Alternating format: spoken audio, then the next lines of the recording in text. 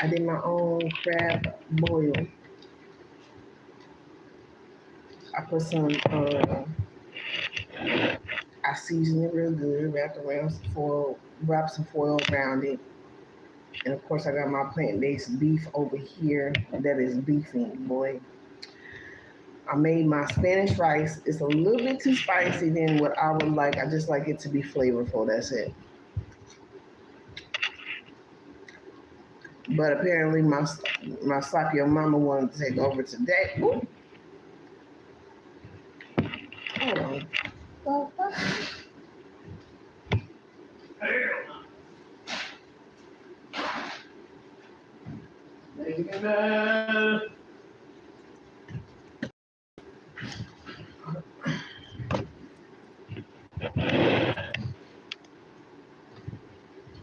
my slap your mama wanted to take over, so it did its due, and I put some cherry tomatoes up in there. But I did cook my beef first, my vegan based beef. I cooked it first, and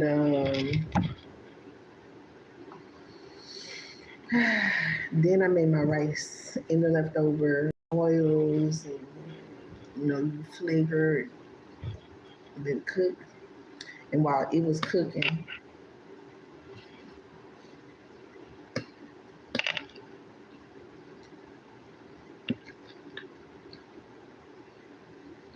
it's so tender. I gave myself the itis because I was snaking as I was eating, and then I ended up passing out. Then I took my little small tomatoes, not tomatoes, potatoes, red potatoes.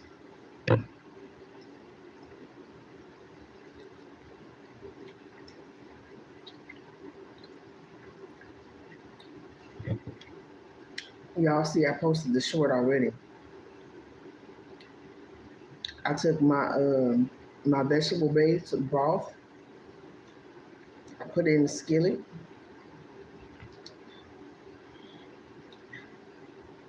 After I fried my potatoes for a little bit, then I added my vegan cheese and I stuffed the onion after it cooked for so long. Then I put it in the onion, let it cook some more, and it had that nice little cheesy, crunchy topping, that vegan cheese. And let me tell you, it's good. This is my first bite. This is my second one.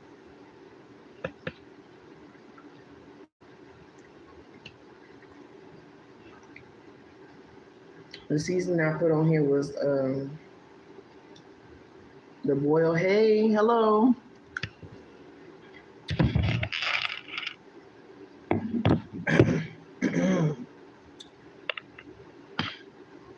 Let me see if I can bring y'all closer because, as y'all should know, I'm just a little blind, just a little blind, just a little blind. It's a little. It's okay. I might just at least tilt it up and bring y'all close so I can see what y'all saying. But yeah, I fried the potatoes and then put my vegetable broth in there and my vegan cheese, and I put some nutrition yeast in there that has vitamin B12, I believe, or vitamin something, B9. It was bomb. This is bomb. Let me try this outside layer. That's a big piece. Hello. I know it tastes good. I surprised myself. I'm doing so good. Ah, I'm loving it. That's a big old piece to put in my mouth.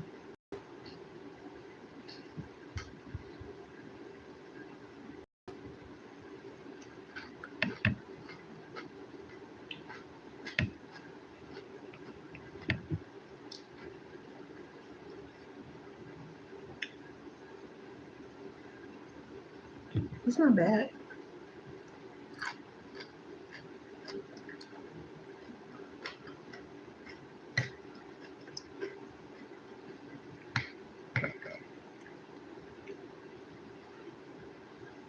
I cut up about about 5 of the small red potatoes.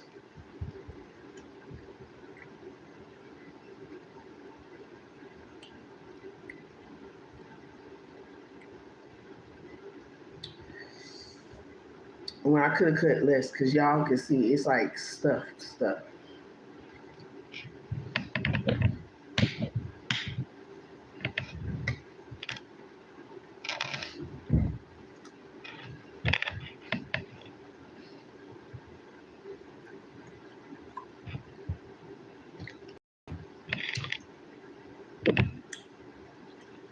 I'm drinking one of my favorites. This is the hibiscus coconut malt, non-alcoholic. This is so good.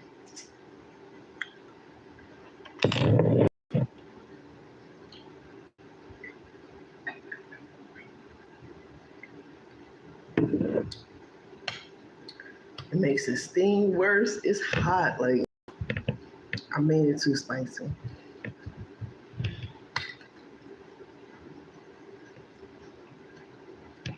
I wasn't expecting for it to be spicy, but the rice is so juicy. All right, see you later.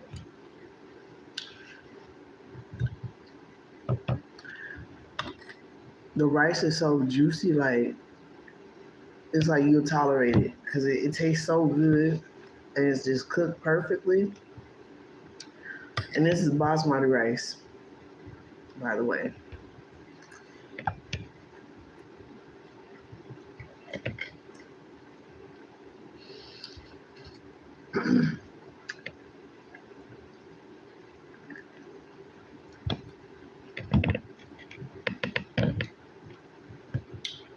So I went and got my cause is it cassava?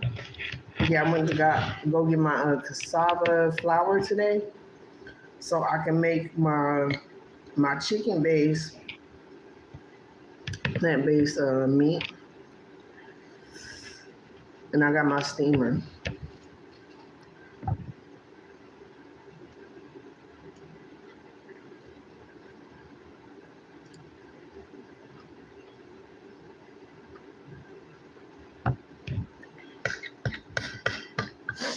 I'm gonna see how long I need to steam it so it'll come out right. My chicken base, see how that comes out next. I got my beef base.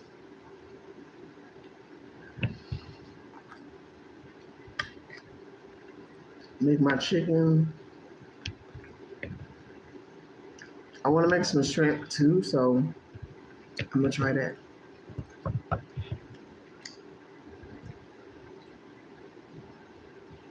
I'm gonna do that probably with the cassava flour because the guy was telling me at the store that they use it for soup and they really don't taste it, but I don't know. I'm pretty sure I'll taste it.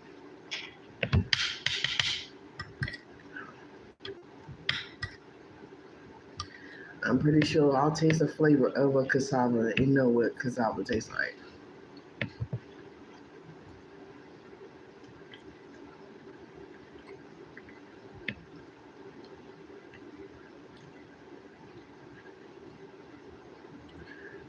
Mm, I like the flavor. I want to make some potato soup.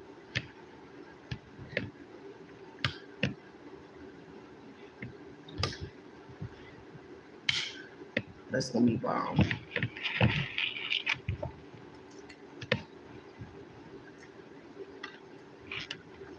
I have some lotus flower root as well. Thank you guys for the like, share, subscribe. Thank you guys so much. I got some lotus flower root. They sell it at the Asian markets. I'm gonna make some soup out of that. Maybe something else too. I don't know.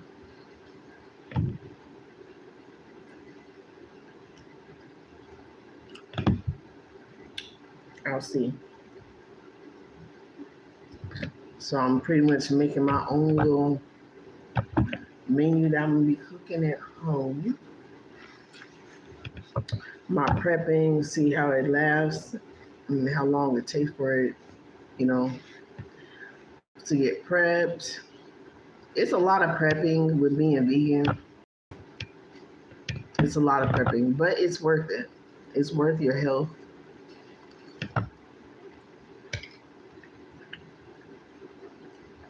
It really is.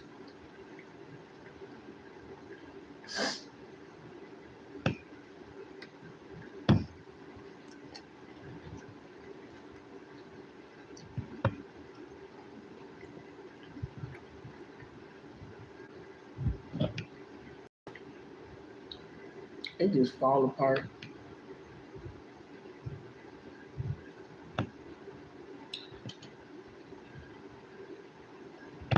What is that? Oh, it's the mushroom. Remember, I put oyster mushroom in the plant-based meat.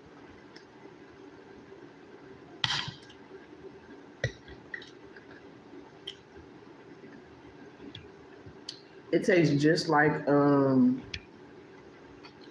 think it's called LXT tamales or something like that. It tastes just like that. So I think it's a good beef-based, plant-based meat that I made. It tastes really good.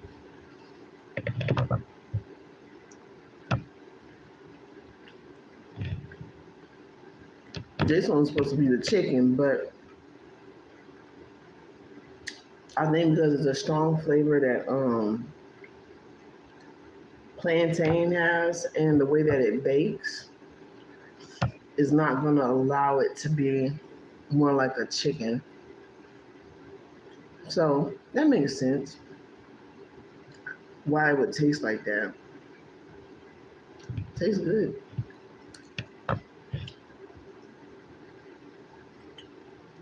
Mmm. I forgot I put this in here. I put a piece of nori in here. Oh yeah, some vegan butter. I put a piece of nori. Look, this is the nori right here. And I put a piece of vegan based butter. I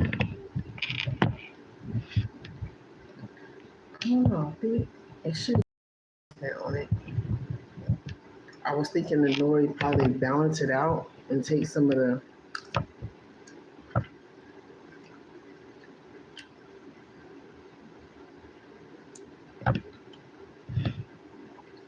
It tastes good.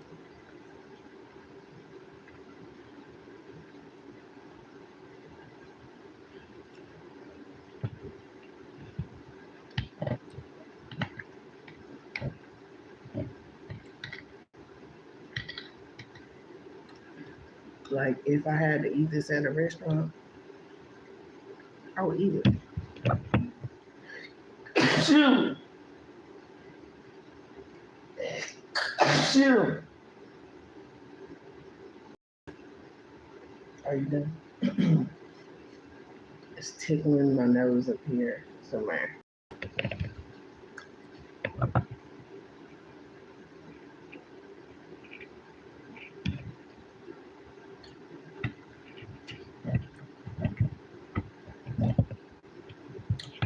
I put seafood boil on there, the powder kind. Well, is it powder? It's not powder. It's like the seasoning kind that comes in a package. I put some of that on here.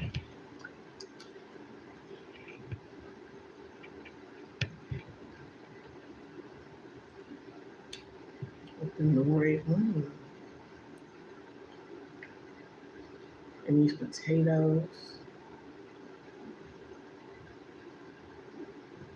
And of course, in the broth, it has, all the other vegetables as well.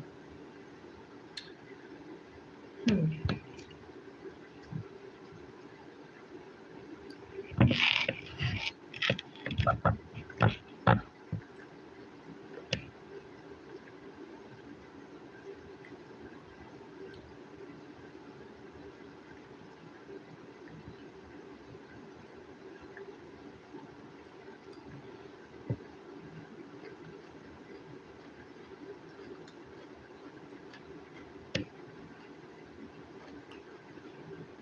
It's still kind of crunchy.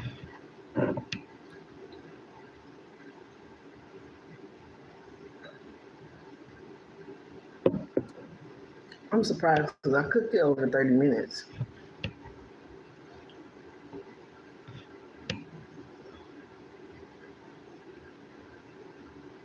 It's still crunchy. The onion is still crunchy. It's cooked just enough.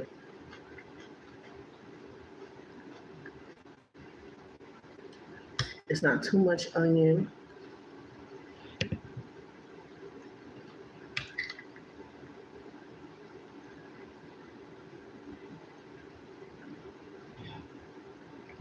Mm.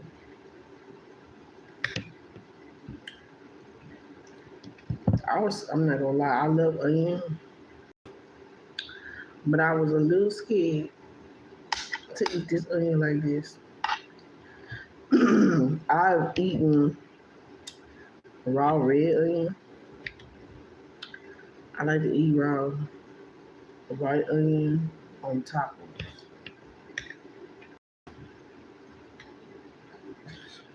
But I was like, how is this gonna do me like it just did? Got me burping, skin the tomato. I just put the whole tomato pieces, cherry tomatoes in there.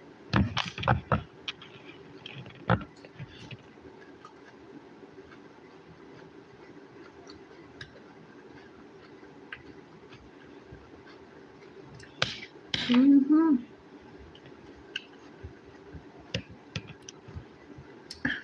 I'm so proud of myself. I can really say I'm proud of myself. I know why I didn't do it last year. The people was playing with my food. I was too scared. I was too scared to do. And then I had a lot of food that went to waste. Like, it's ridiculous. Behind it.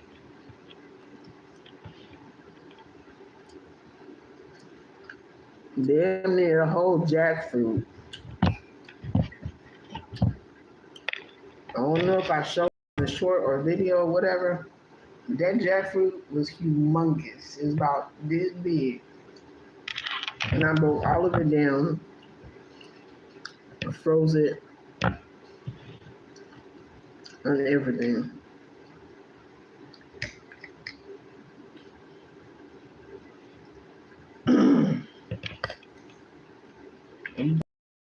I'm loving this.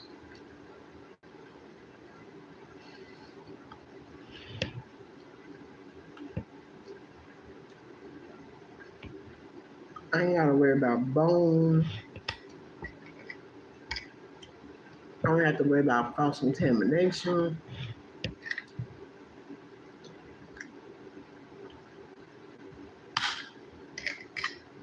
There's just so many benefits to being a vegan.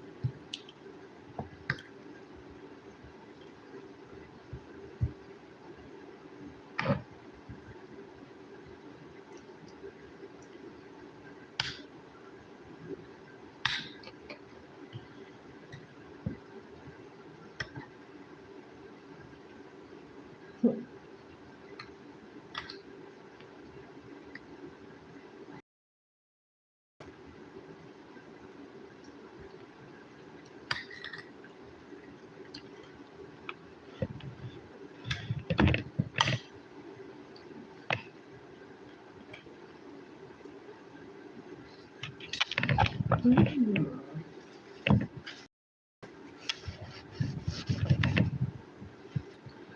That'll stay my table. Ooh.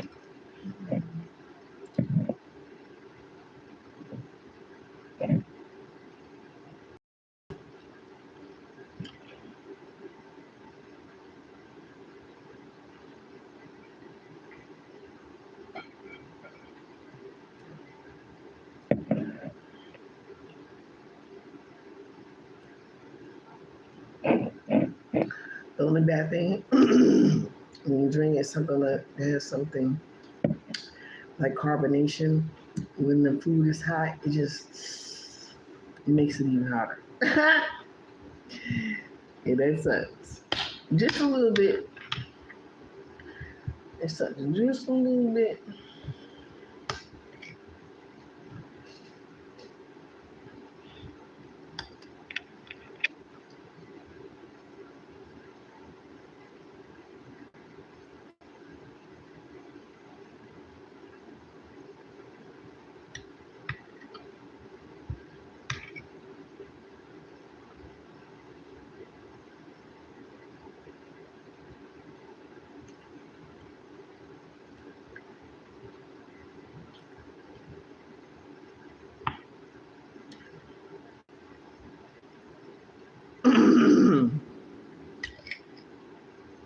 It reminded me of tri-tip. It looked like tri-tip.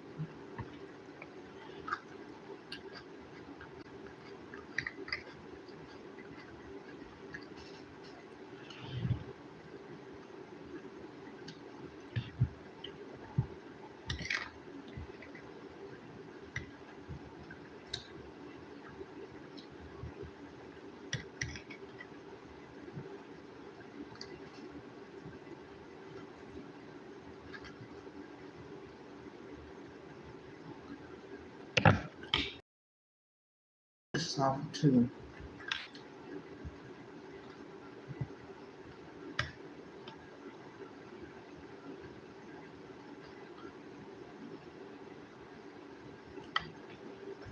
Like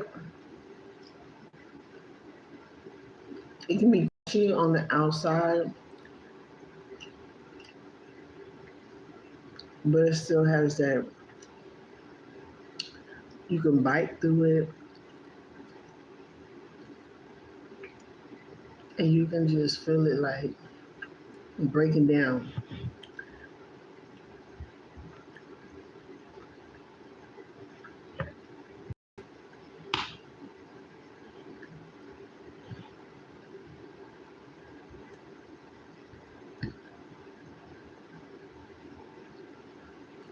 Like an onion.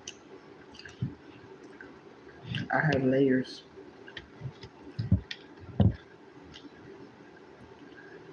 I was getting a lot of that.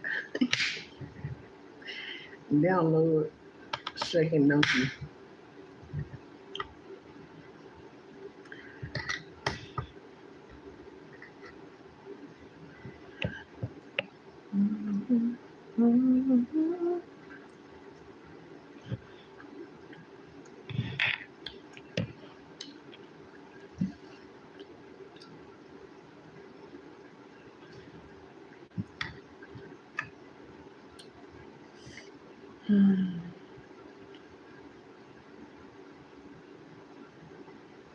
I'm trying to eat this in even portions, but nobody's perfect.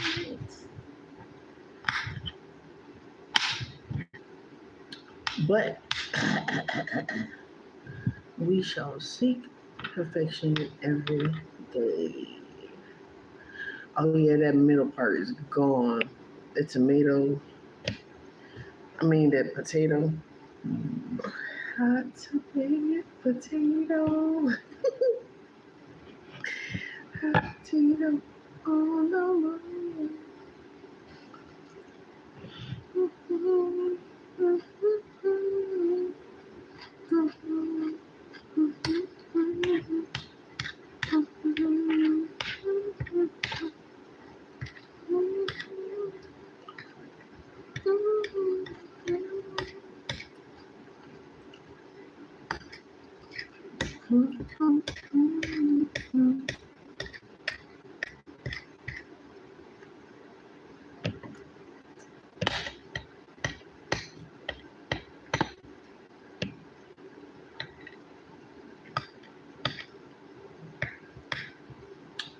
A little potato. I don't want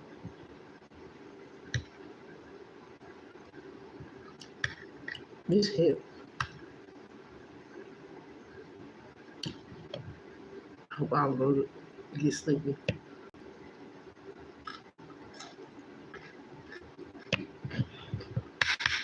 I think I took a little nap earlier, so I should be okay.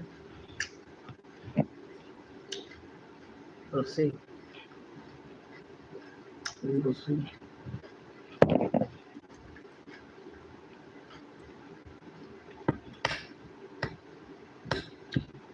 Ooh. Spicy.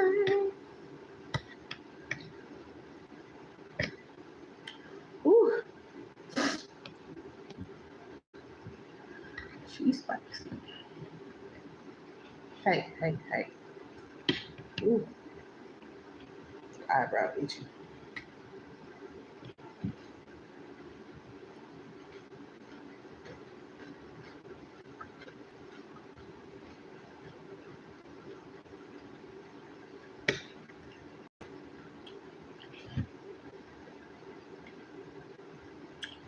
Hey. This onion big. This was what's left.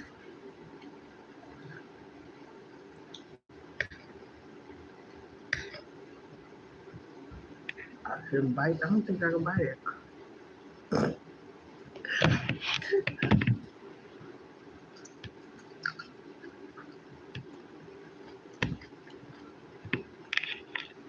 Barely. Ooh, it's sweet. This potato, onion is sweet.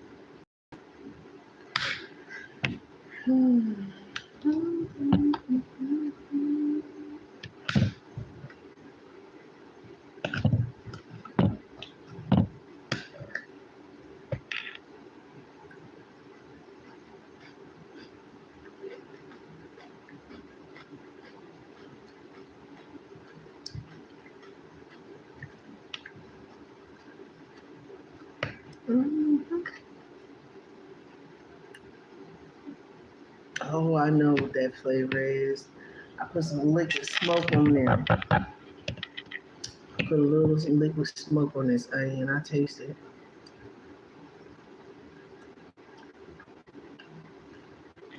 That's what gave it a smoky taste. Mm-hmm. Smoky. Ooh.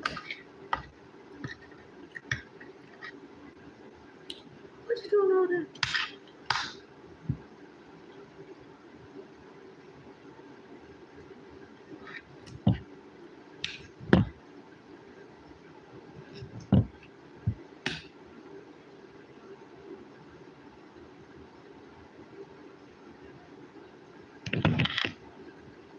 mouth.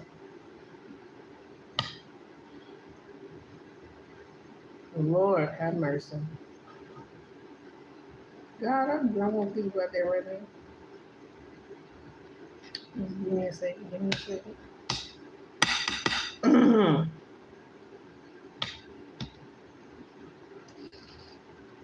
Oh my glasses.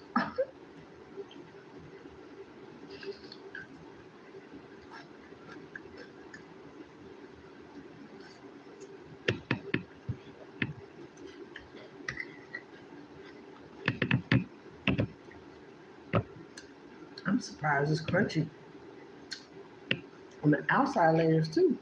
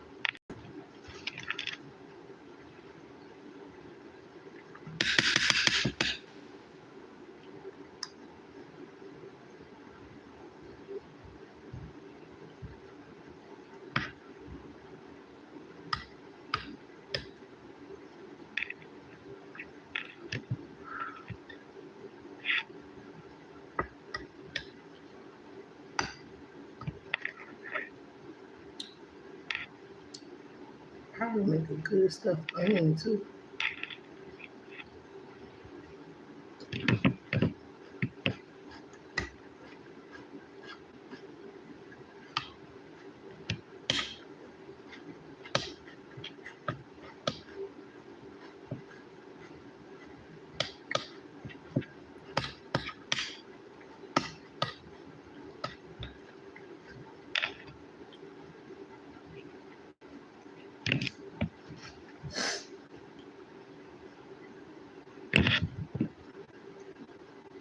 Just give my lips run for its money.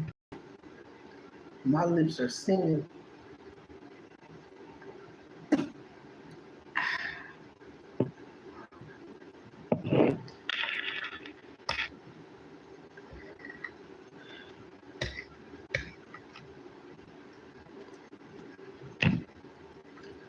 But it's not unbearable, but it sure is spicy on my lips.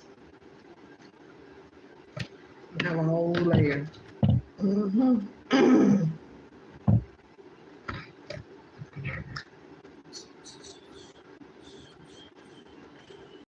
Ooh.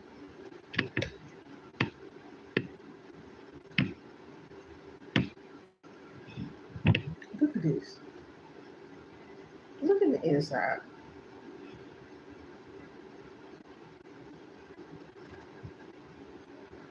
How the hell do onions do that? They have layers within layers. Ooh, excuse me. Excuse me.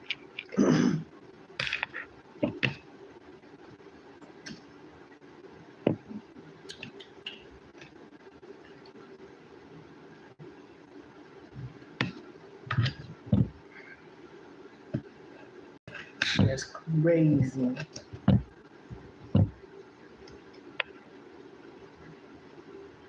I had a strange dream last night.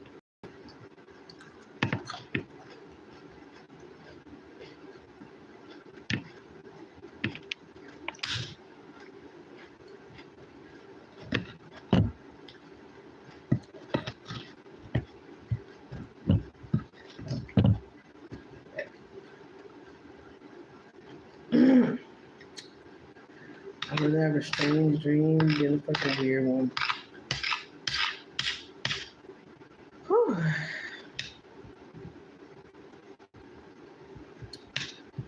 That looks like meat. It's sweet.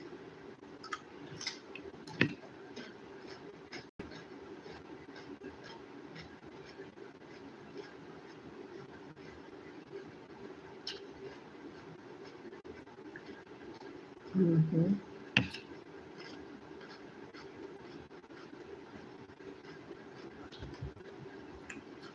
You flavor the onion just right. That thing is sweet and juicy. It's sweet, juicy, and flavorful. It's got a light sweet taste to it. I think that's why I put the nori in there too. So it'll kind of dumb down both the spicy and the sweetness of the onion. Cause I was like, I don't really eat white onions like that, except for like on burgers and tacos. Not really, not on burgers. I will if it's on there, you know what I'm saying? But more than likely, 10 out of 10. Excuse me. I'm going to have some red onion on there. So I was like, that's weird to just eating the onion like that, even though it's seasoned. And I was like, I think it'll still be sweet in some spots, and it is, but it's not unbearable with the flavor that I like. I didn't like that.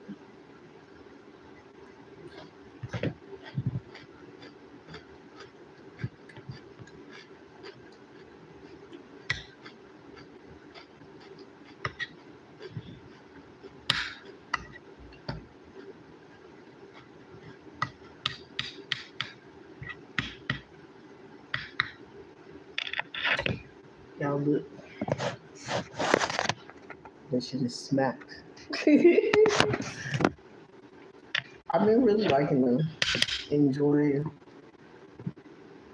Definitely not faking, but I couldn't fake the fact that that shit did not taste like chicken. It tasted like beef. I was like, wait, hold up. I gotta try something else. So I will be posting when I get to the chicken base. I will be posting that to see how that works out. Hopefully it'll work out just as good as this, which I'm pretty sure it would because I did the mung bean sheets. Like chicken, no problem. But I do need some sage. So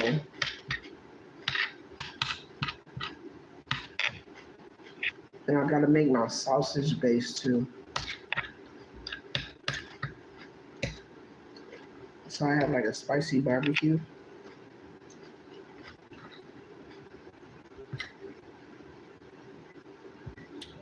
Spicy barbecue.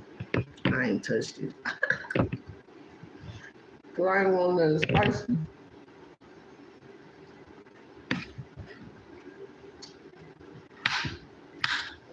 But I end up having it spicy. So I'm okay with that though, because it's actually good. I like to have spicy with flavorful, not just straight spice like you can't stand it. Maybe like that green pepper in between. Woo. I hate that green pepper. That shit is hot.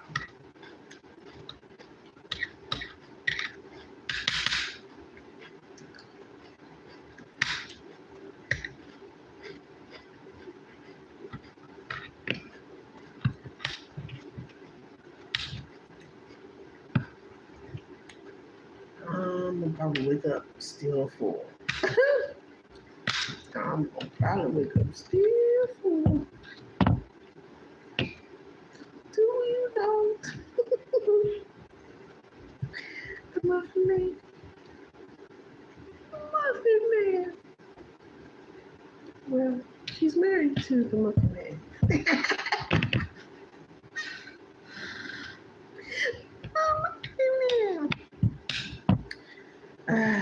Jesus. Lord Farquaad, huh? Mm-mm-mm. Mm-mm-mm. I'm on my way.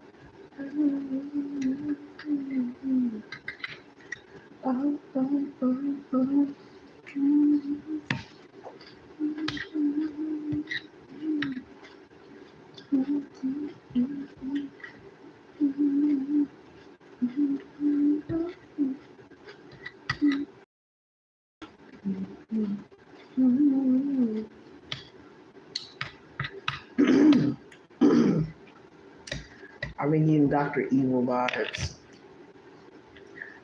Dr. Evil vibes. A couple weeks ago, I'm saying about 2 weeks ago, I was hearing Fat Bastard. And I'm like, where the fuck is this coming from? Mind you, I've already done a reading on this. I just washed and refreshed my head up. In case y'all want to know. And the Fat Bastard vibes. I forgot what the hell he was saying, but the Dr. Evil vibes. Zip it. I'm gonna play that clip. I said, I gotta play that clip. Cause this shit was like, you must zip it.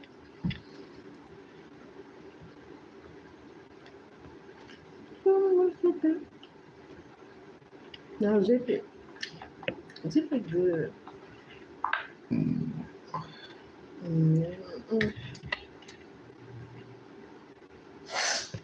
Malcolm knows.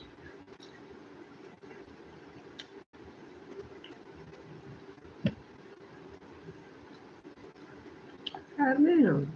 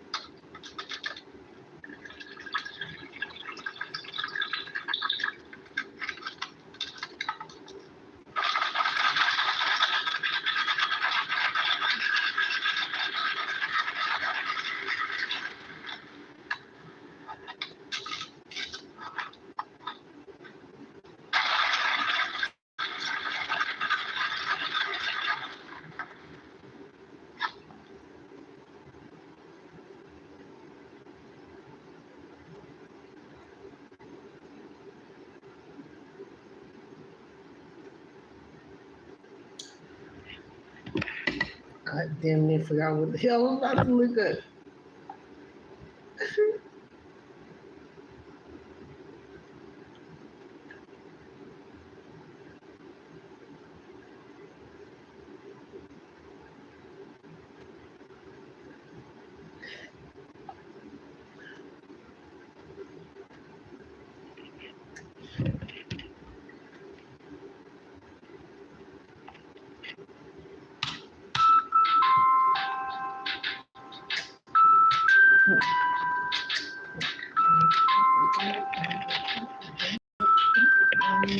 Cannot use your knowledge of the future to play the stock market.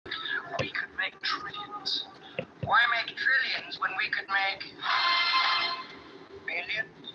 A trillion is more than a billion, numbnuts. All right, zip it. You can't Zip it. Zip. Look, Ladies and gentlemen of the jury, Exhibit A. Number two, would you please back me Look, up? I'm Zippy Longstockings. I can't. When a problem comes along, you must zip it. Zip it good. From Kishuhai, Bingo One, Mita Hyoto. Subtitle, zip it.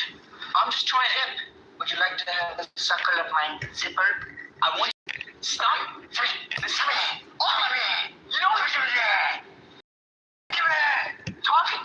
If you just one time. Zip it. Unveil the time portal. Scott. You just don't get it, do you? You don't.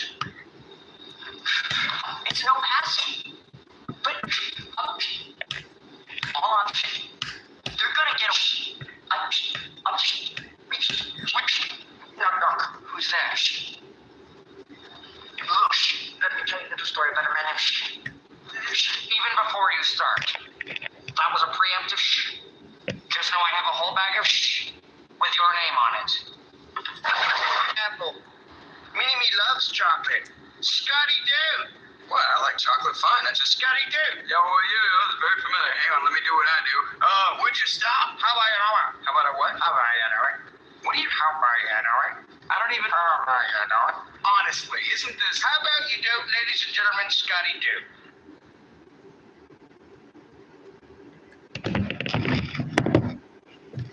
An illegitimate argument somewhere. Somebody wants somebody. Somebody's not good. Somebody's not good. Oh, Lordy. Hold on. Oh, Lordy.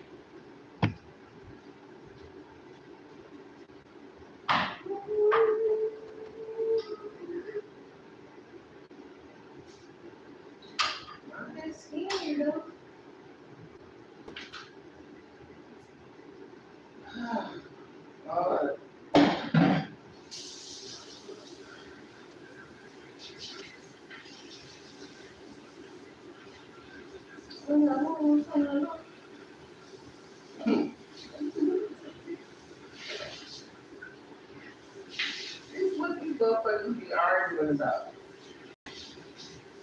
Crazy shit. Crazy work.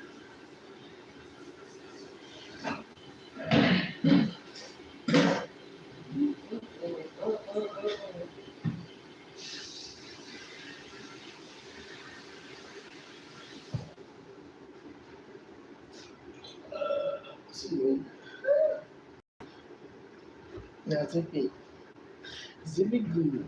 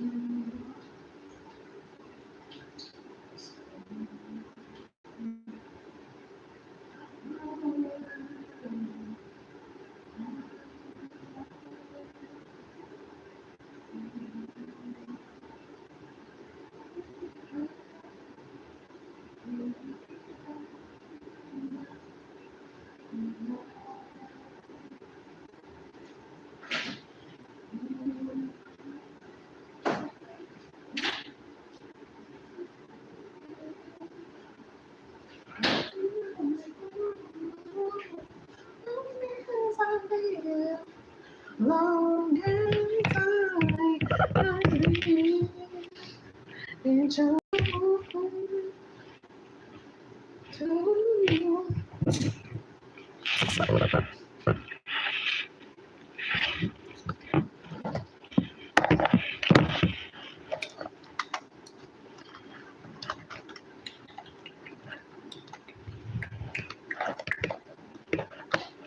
saying I don't miss meat because you know what? I still got a picture at my teeth when I eat vegetables, fruits.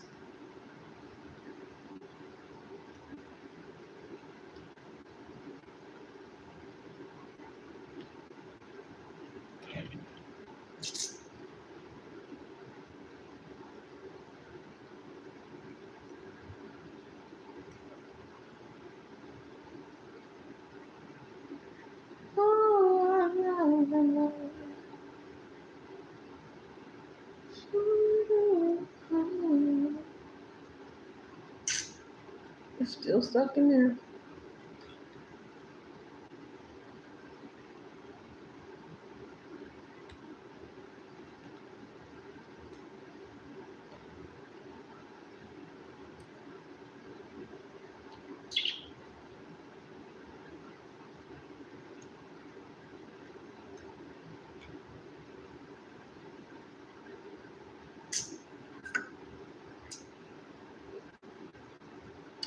It's around.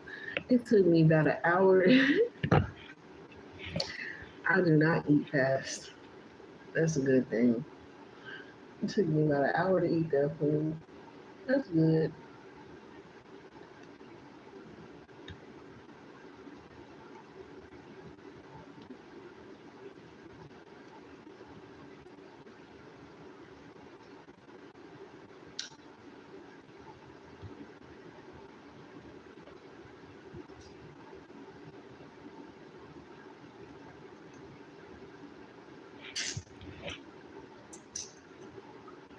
I listen to you.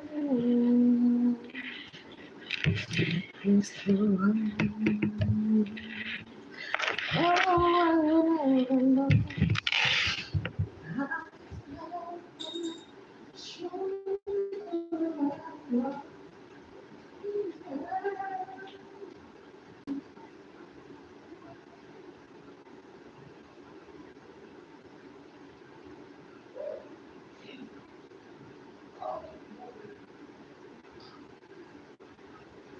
hold on a second. Wait a minute. Oh, wait a minute.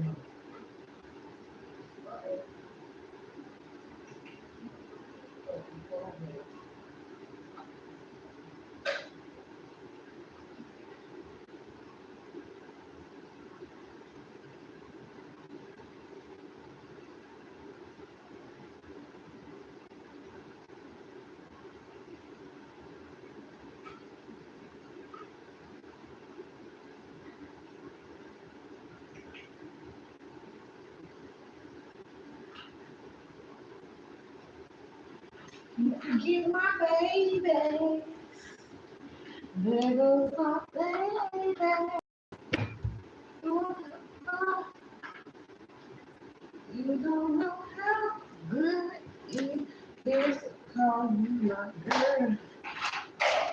And that's my baby. Loving everything you do. Ooh, ooh, ooh, you.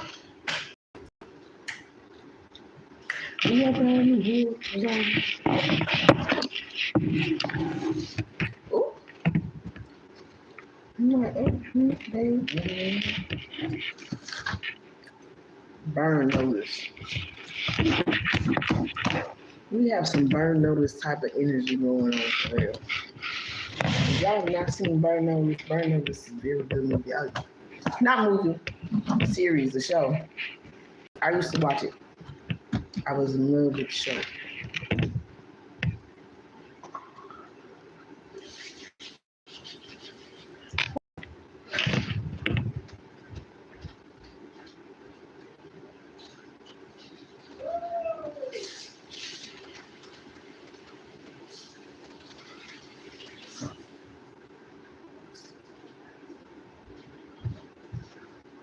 Oh, that's what I wanted to do. Hold on one second. We're gonna try it out.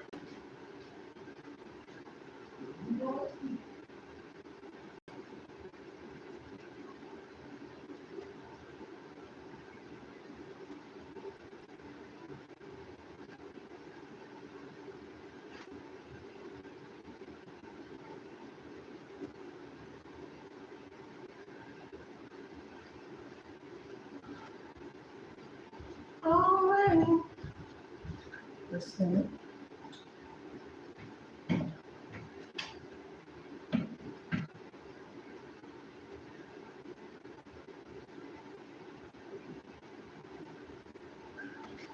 It's showing red.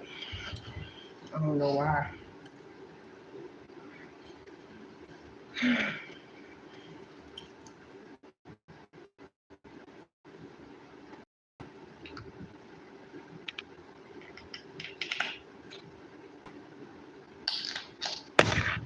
So we are going to go on.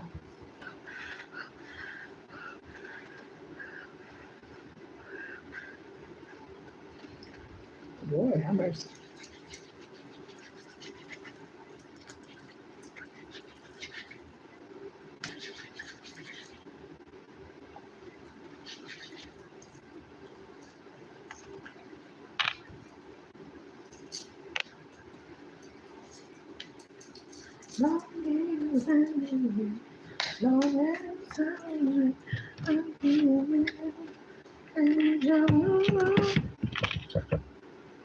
Oh, and they shot most of that in Miami.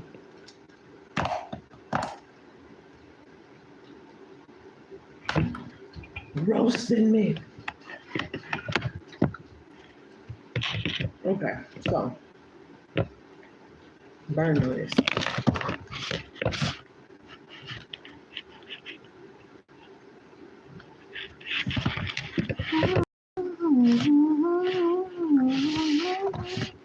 How about we do that?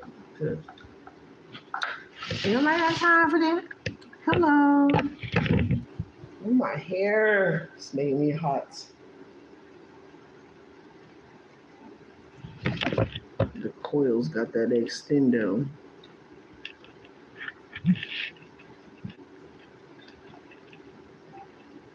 Burn notice.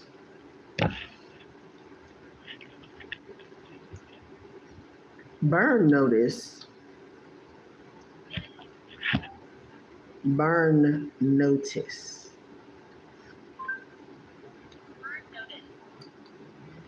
We are talking about downloads. What are we getting downloads of?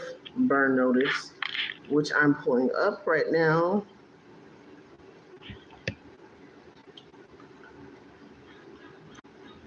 And we are also talking about, we'll go through like 2, maybe 3 videos. We're going to finish off the one that I was playing last night and go over what I have written down on this page. The lovely message, angel number 2222. Woo! Y'all excuse me.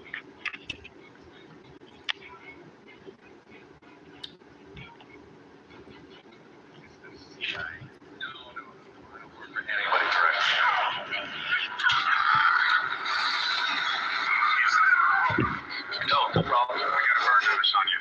You're blacklisted. Miami. Fiona, someone put a burn notice out on me. I gotta take care of this now, or a few crackers to release my worries. Surveillance. Two on team FBI. So tell me what's going on. You're on all the FBI watch lists. If you go anywhere, they're all over you. Can I at least see the burn notice? So I can see who issued it, and maybe I can do something about this. Somebody might be security director of Burn. I think I heard you. I know you.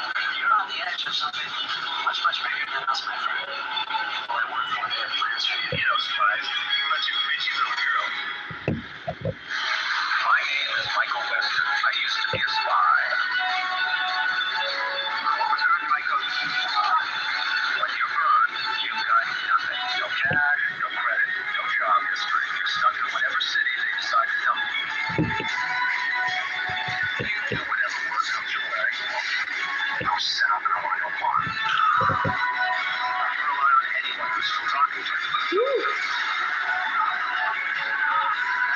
Trigger happy ex-girlfriends. Friends informing on you to the FBI. Family too.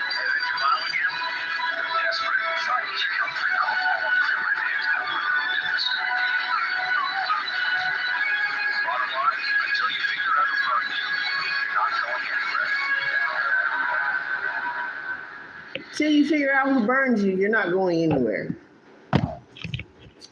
So, this is the name of the game of the United States of America.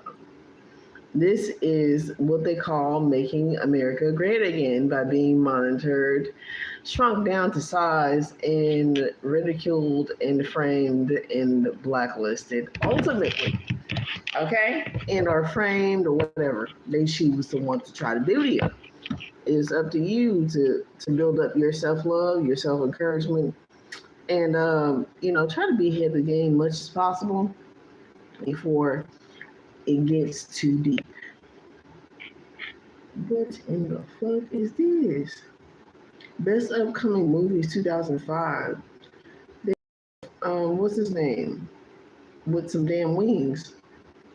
Okay. What's his name? I can hear it. Keanu Reeves.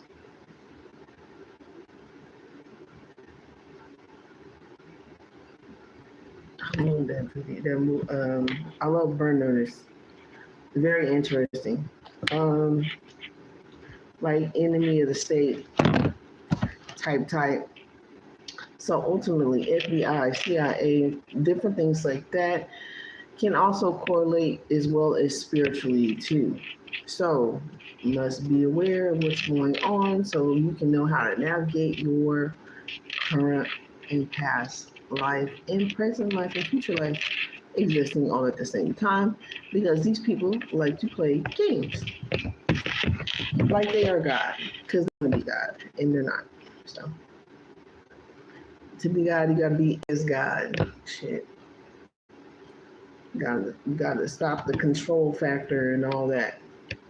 You gotta give life to people and let them live their own life and give them a means and a ways on how to heal and do so.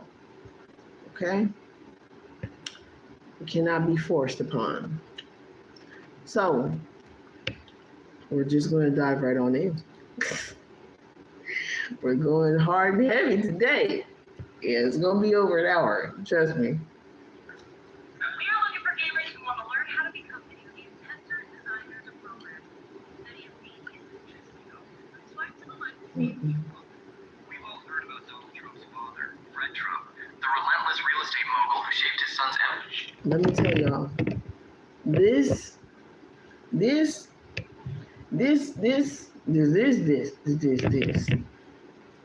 The hell? This right here, I'm telling y'all, please pay attention. This is the thick of it. This is the creme de la creme. This is the nail in the coffin on top of what already we talked about a few months ago. So let us continue. And we're not starting off with the video that we ended off with last night, but maybe there's a reason. There's a reason and a reason why why things play out the way that they do. Just be here for it. Higher ego. Donald mentions him constantly. This is timeless. So whatever time you see this, however it may resonate in your life, take what applies and let the rest fly, let the rest go. It may apply to somebody else. It may not, you may not register it until later on in life, or, some of you, it's already happened. You never know, okay? Trust me. But his mother, Marianne Trump, hardly a word. And that's telling. My mother was a great person. So much of what I've done and so much of what I've become is because of my mother. Born on June 14th, 1946 in Queens, New York, Donald was the fourth of 5 children in the Trump family. His siblings include his older sisters Marianne and Elizabeth, his brother Fred, and his younger brother Robert. Donald's dad, Fred, was loud, commanding, and obsessed with success. Meanwhile, his mom, Mary, she was this elegant Scottish immigrant who came to the U.S. at just 18 years old. Beautiful, proper, and religious. Where were you born? She was born, came from Scotland. to the Americas. A town called Stornoway, to the island of Lewis, way up in the Hebrides. But behind that polished exterior was a woman who went through some serious health issues. When Donald was just 2 years old, Mary nearly died during childbirth. She had major complications after delivering Donald's younger brother, Robert. Emergency surgery, a long recovery. And during that time, she was mostly absent from little Donald's life. It's not been easy for me. Now, psychologists say when young kids don't get consistent care from their mothers, especially during those early years, they can grow up with what's called avoidant attachment. And if you're wondering what that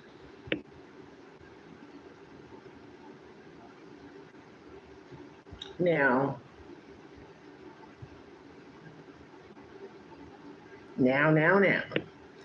let's just understand this. Where these people came from. There's a time before that from where they came from. And let's just say it was not here. It was not America. So by technicalities, he shouldn't be president. But because the whole world, the portion of the world that fell for the rhetoric and the shmoney, we have what we have here today. So now that everybody else is catching up, I just felt it on the energetic level, like, hell no, this shit ain't right. But now that we want to get down to the nitty gritties of exposure and the devil's in the details, right? We get down to these details. Now, the mother issues. years, they can grow up with what's called avoidant attachment. And Abandonment if you're issues. wondering what that means, think of someone who doesn't trust people easily, avoids intimacy, and prides themselves on being totally self-reliant. Sound familiar? I am the chosen one. Yes. I am the It's chosen one. basically play-by-play of how Trump presents himself. He often brags that he doesn't need anyone, Lord have that he mercy. doesn't have time for self-doubt, that he's always been the smartest person in the room. You're not known to be a humble. God damn. Oh, doesn't that sound like somebody I've heard of before? Ah, the ego is a killer. Just I wonder. I think I am actually humble. I think I'm much more humble than you would understand. Trump surrounds himself with people, but rarely seems to form deep friendships. And even in romantic relationships, 3 marriages later, the pattern continues. So why didn't you marry her right away when you found out she was pregnant? Why did you Indecision. Indecision. Really indecision. So, what about Mary? Well, Donald has said she was fantastic, tremendous. trust me, being married has nothing to do with this shit. Nothing at all. The marriage that's all a fucking illusion. That shit is entrapment and it's some man-made. Very loving. But here's the thing. There are almost no stories or memories to back that up. Family friends who knew the Trumps when the kids were little said they hardly ever saw Mary around. In fact, they say Donald seemed very detached from her. It was Fred who got his admiration. Fred who Donald tried to impress. And here's where it gets even more interesting. So I watched my father, so I like to work. People with avoidant attachment often idealize their parents, even when there's not much real evidence to support it. It's like they've memorized a script instead of remembering real moments. Trump's praise of his mom sounds just like that. He says she was beautiful, that she had great taste. I'd like to say, trust in God and be true to yourself. That's pretty much it. No deeper stories, no warm childhood memories, just polished, surface-level lines. My mother was a great person. Even when Trump visited his mother's childhood home on the Isle of Lewis in Scotland, he stayed for all of, wait for it, 97 seconds. 97! He said he was honoring her memory with his Scottish golf course, made all these grand promises to donate to local charities and restore a castle. My mother never lost her feeling for Scotland. She loved Scotland more than anything. But, surprise, surprise, none of that really happened. It's like he wanted to be seen doing something for her, but didn't actually want to connect with who she was. And if you take a moment to compare Mary Trump to Donald's first wife, Ivana, well, the resemblance is striking. The same glamorous blonde hair. No disrespect, but Ivana Humpalot, that was also in the Austin Powers. I think it was Ivana Humpalot. Yeah, it was. It was in Austin Powers. Similar facial features, that polished, commanding presence. It's hard not to notice. It's like he married a version of his mother. Freud would have had a field day in Trump Tower, no doubt. But perhaps the most telling quote of all comes from Mary herself. According to reports, during Donald's messy divorce from Ivana, Mary turned to her daughter-in-law and said, "What kind of son have I created?" Yikes. And let's not forget, Donald's always loved being the center of attention. He says he got his showmanship from his mother, but researchers say that kind of constant... Damn, I didn't even hear that shit earlier.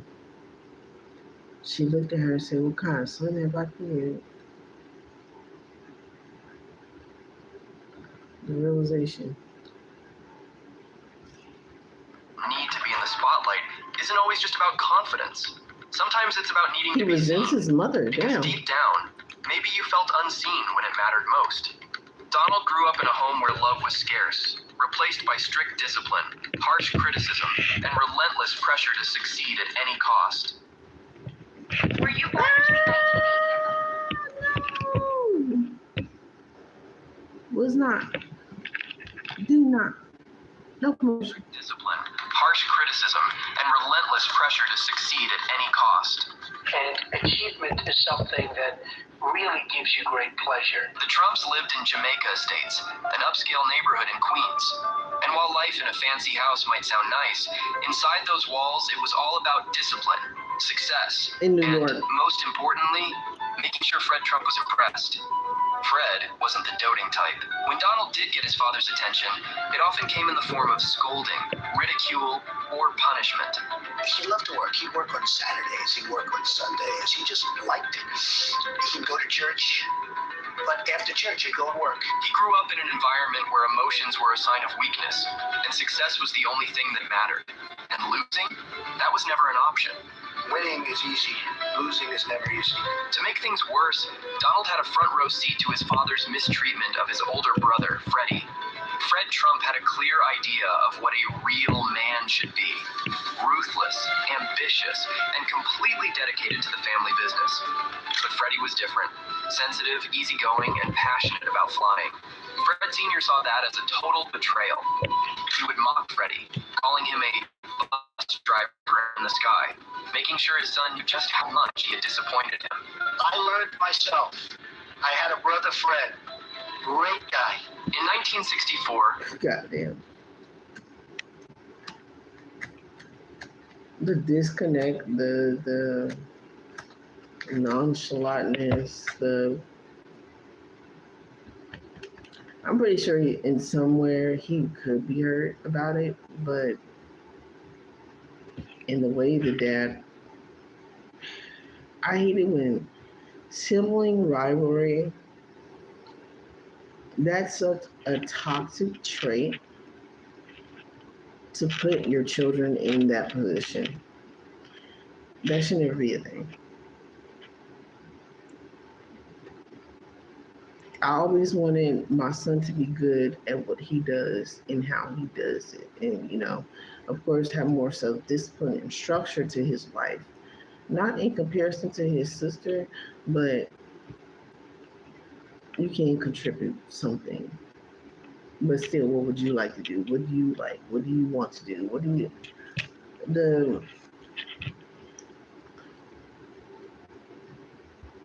The control factor of, I want you to be this way, and if you're not this way, I don't approve.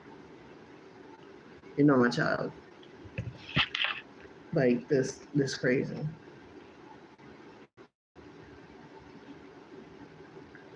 Um, 18-year-old Donald and his younger brother Robert visited Freddie at his home in Marblehead, Massachusetts. By then, Freddie had distanced himself from the family business, choosing a career as a pilot, something their father saw as a disgrace. Donald wasted no time delivering Fred's cruel verdict. "Dad's really sick of you wasting your life," he told Freddie. Freddie's story didn't have a happy ending. The pressure and humiliation pushed him toward alcoholism, and by the age of 42, he was gone. And he had a At the age of 42, that man died of grief, depression, and a broken fucking heart.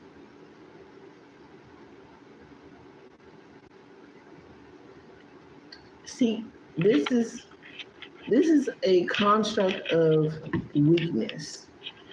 Only because when you seek validation from others and you don't get it from yourself, and you don't build other people up in themselves, within their own powers and what they got, that constructive criticism, and teach them to look to themselves if and definitely not anybody else approval. You know what I mean? This is a self-loving journey you have to learn on your own, and try to be constructive as possible about it, but it should never be a thing. But this is the toxicity that they grew up in. This is how a lot of people end up suffering sibling rivalry and or poor parenting skills, because a lot of skills are not given at a young age, is withheld. And so, oh, do I hate Trump? No, I don't hate Trump. I don't hate nobody. I don't like their actions. That can be made very clear. I don't hate anybody. That's never a thing for me, Tony. I don't like their actions. Yeah, that's very simply put. That's the conversation right now. Constructive criticism, self, it's important, because when people don't learn about self and you can't heal yourself and you don't know how to heal yourself, destructive tools will be used against you. And, like, people will let you fall by the wayside and they won't care about what you go through. They don't care.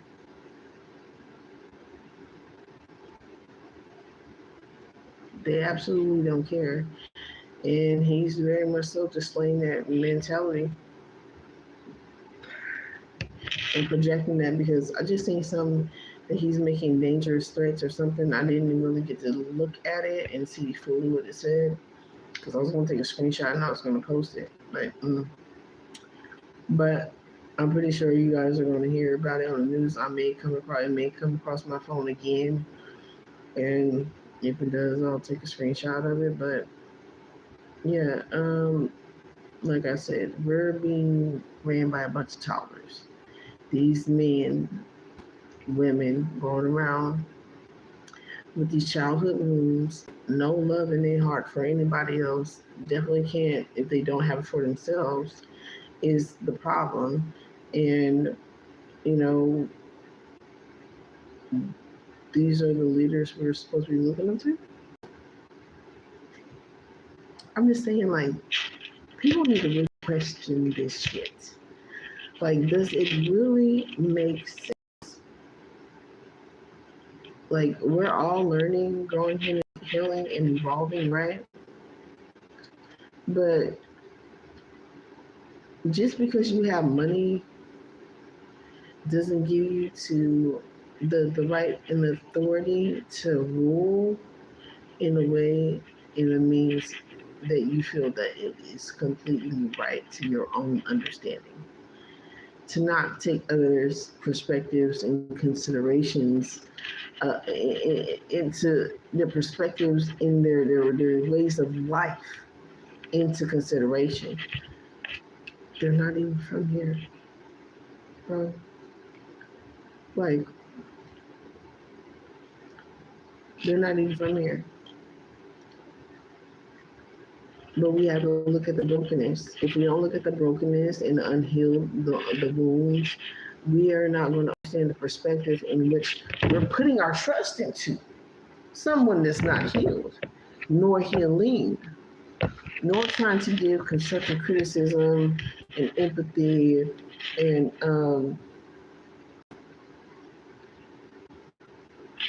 the how to heal from here is what we need to be looking at. They're not looking at how to heal from here. They're looking at how to control from here. And you're going to see that in the very next video. This is very important. It's a process. It can't be rushed. Y'all ask me questions at a time where I'm deep in getting downloads. I'm getting downloads as we do these videos. I'm getting downloads before, after, during, all the time. It's 24, 48, while you sleep, while you wake, and while you sleep, type of deal. It doesn't stop. Somebody gotta do the work. Fuck. Very, very, very tough life because of alcohol, believe me. His death left a mark on Donald, who later claimed it was the reason he never touched alcohol. And to this day, I've never had a drink. And I have no longing for it. But it also reinforced the lesson he had learned from. Not only that, that guilt can weigh on you. Absolutely. That guilt can weigh on you. His father, weakness is unacceptable, and failure is unforgivable. He was a pretty rough fellow when he was small, Fred once said about Donald. It was clear that Donald was not only the favorite child, but Fred saw him as his protege. That status came with a price. Fred was even harder on his youngest boy. He's the fellow who threw an eraser and gave the teacher a black eye and would throw cake around a birthday party. So I can imagine him as being a little terror. Got a car accident, don't call.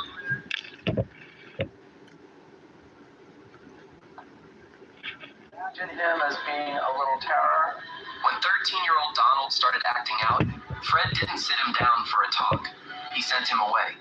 Determined to mold his son into a winner and strengthen him out, Fred sent 13-year-old Donald to the New York Military Academy, a place designed to instill obedience and resilience. And I can tell you that one of the great choices I ever made in terms of success was the choice of going to NYMA, New York Military Academy. At the academy, The choice that he made at 13 years old. He made a choice to go there. No, his father sent him away.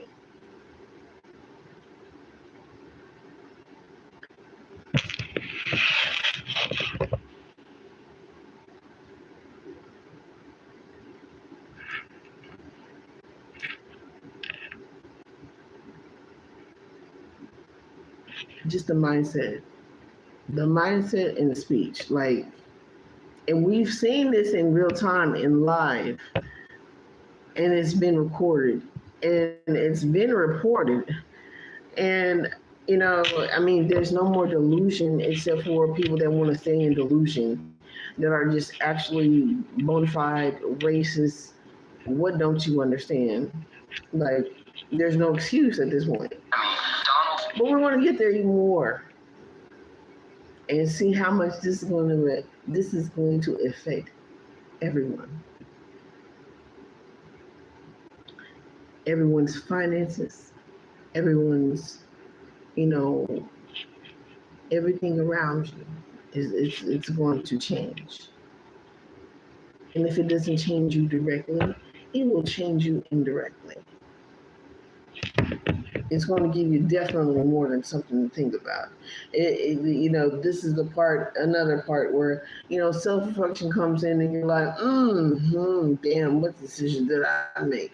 How my mind frame, my way of thinking, my way of taking action and moving and patience and virtues and pettiness and king of paper. thrived, not despite the strict discipline, but because of it. The drills, the hierarchy, the competition, it all mirrored the world his father. I guarantee you. But where is that? You can have all that. That's more computerized, right? It's more computerized because it has no emotional intelligence. Anything without emotional intelligence is fucking volatile to the environment. Don't care where it is, what it looks like, how it is. When you have different people and they go through these different structured systems and it has no empathy, it lacks empathy, it lacks structure of emotional intelligence and and venting and how to heal and how to manage emotions.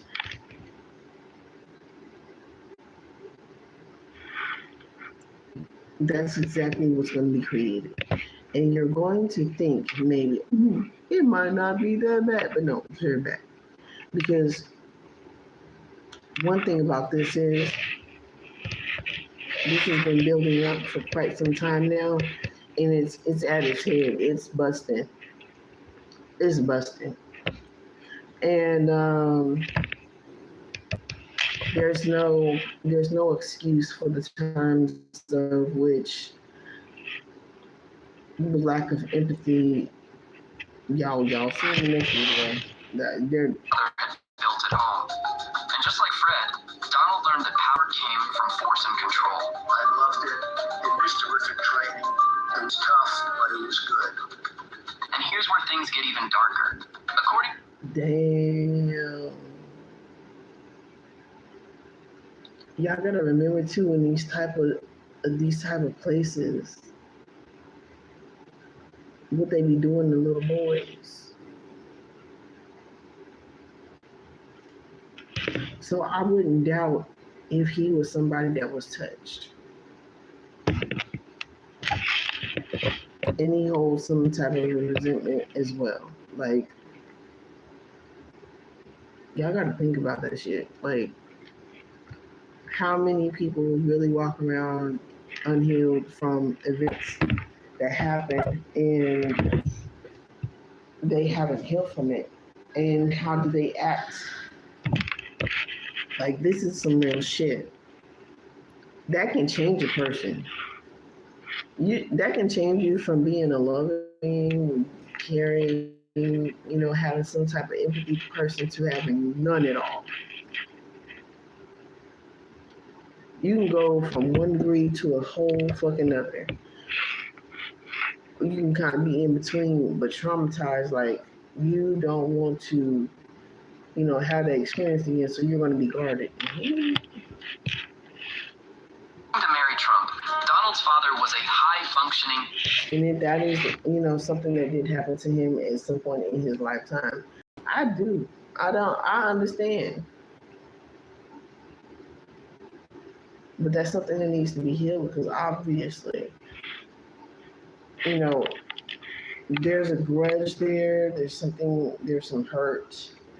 We can see from his childhood and his upbringing that there's trauma, there's hurt. But what other things have not been spoken of? And then we know how it was back in the day. You don't talk about your trauma. You don't let certain people know certain things. And or even if it was your own father, like, what the fuck? Or mother, brother, sister, cousin. Hell, they didn't, my own family didn't want me to talk about certain shit. Fuck them.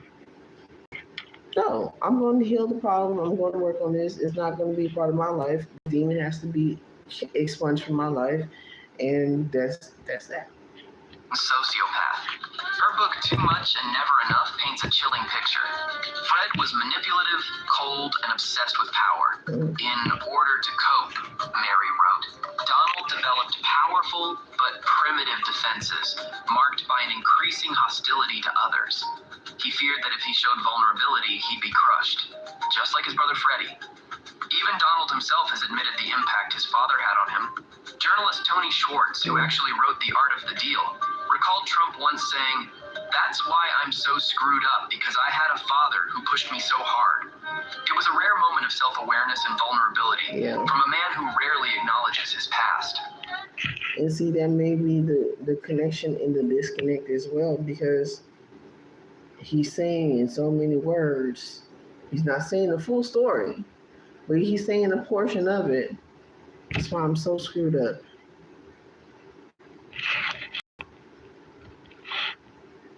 That's why I'm so screwed up, because I had a father who pushed me so hard. That's why I'm so screwed up, because I had a father that pushed me so hard.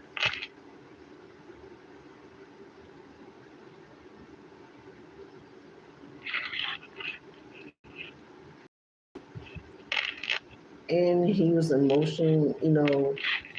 emotionless, just disconnected, and when you learn in child psychology, the child becomes the choices. So, look, I'm starting to get hot, and I was just getting cold. That's fucking crazy. I must be onto something. Um,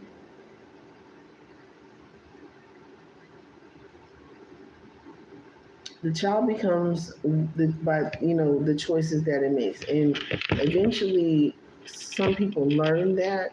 Some people take the time to get to know themselves and know that the choices that they make are wrong, or they learn that it's wrong, and they stop doing it or they keep going about it. Um, and some people are just born into certain entities being in their family, and they don't know that they were chosen to fight and come up against that entity. And if they're not developed, oh my God, I'm getting so hot. If they're not developed, they or try to develop a immunity and awareness of how to deal with that entity and those principalities. It can definitely come. It can be overwhelming, and we're kind of like seeing that in real time how this is all playing out and has played out over time. It was a rare moment of self-awareness and vulnerability from a man who rarely acknowledges his past. Donald's relationship with his father took a turn as Fred began to show signs of dementia in the mid-1990s. People recalled how Fred, then in his late 80s, didn't recognize two of his children at a family gathering at Mar-a-Lago. When he did recognize Donald, Fred approached him with a picture of a Cadillac he wanted to buy, seeking his son's approval, as if he needed it. This incident left Donald visibly shaken. It shattered his view of his father, the man he had always seen as a powerful, unwavering authority, suddenly looking weak and vulnerable. Well, I think my greatest inspiration was my father, Fred C. Trump. He was a builder. He was a great guy. He was my friend. Medical records later confirmed that Fred had been diagnosed with Alzheimer's, which Donald reflected on in a 1997 interview with Playboy. He expressed his confusion about life's meaning, saying, "Seeing my father addled with Alzheimer's had left me wondering out loud about the senselessness of life." If you start thinking about that, bad things happen. At Fred's funeral in June 1999, however, Donald's response remained anything but empathetic. Instead of focusing on his father's life, he began his eulogy by talking about his own success, reflecting on the greatest year. And it's not that I don't like these people. I don't like people's actions. I've done a reading on Musket before, and I felt something there, and I was like, damn, if that's crazy. But we can't control a lot of things. All we can do is really heal from it and learn from it and grow from it and continue to do so throughout our lives, because that is just the process of how we're going to start breaking generational curses. This is just the thing. This is something that's never going to go away. Well, I don't want to say never going to go away, but this is going to be a continuous pattern that people want to heal and are going to go through that healing process. It's simple in how it is. Just that's just the way it is. Of his business career. This could be seen as a reflection of what Donald believed would have mattered most to his father: success. Fred, after all, had always emphasized the importance of winning, and Donald's business triumphs were likely the most significant way he felt connected to the legacy Fred had left behind. We need confidence. Enough with the niceness. And what do you think? Did Fred's brutal parenting create the Trump we see in the public eye, or is there more to the story? How much of the man Trump became was truly his father's doing? Let me know your thoughts in the comments. Okay, what YouTuber was that? Let me let y'all know.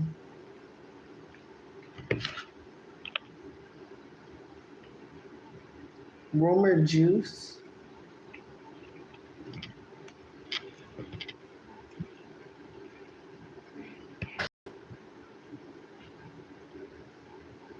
Screenshots.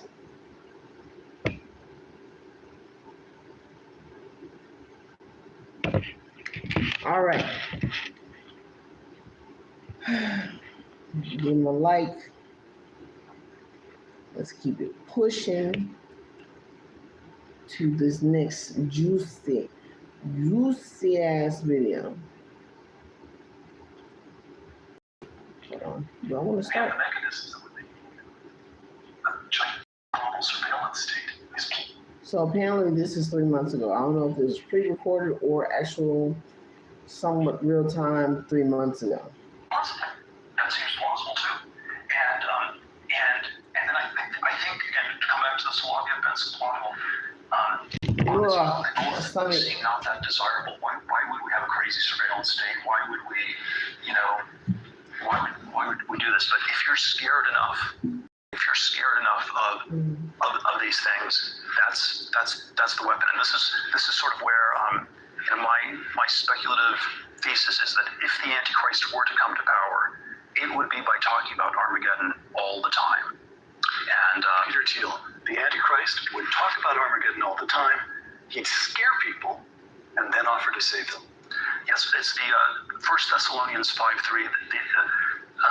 The slogan of the Antichrist is peace and safety.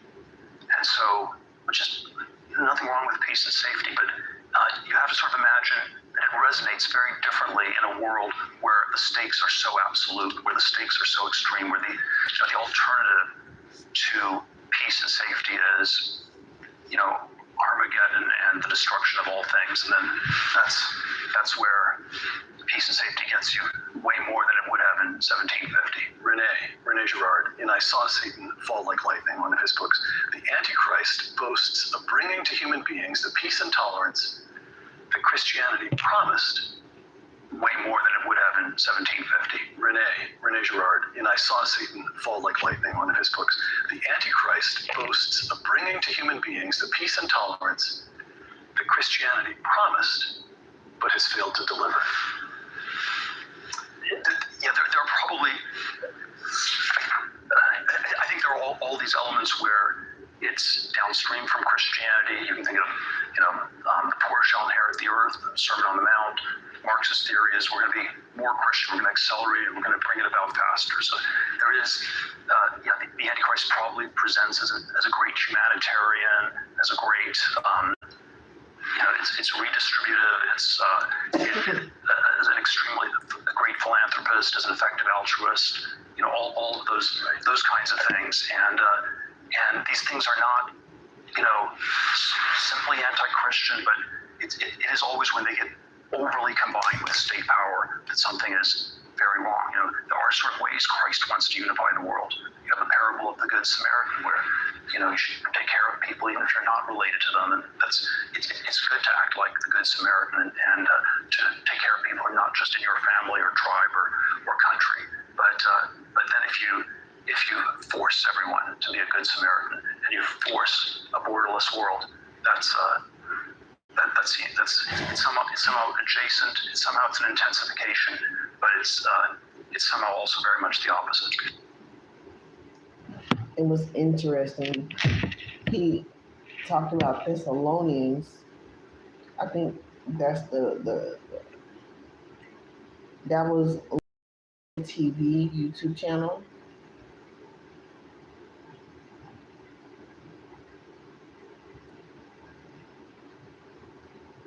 And I heard Thessalonians, I think it was yesterday or the day before yesterday. I heard Thessalonians. I was like, Thessalonians what? Like I knew it was something in the Bible.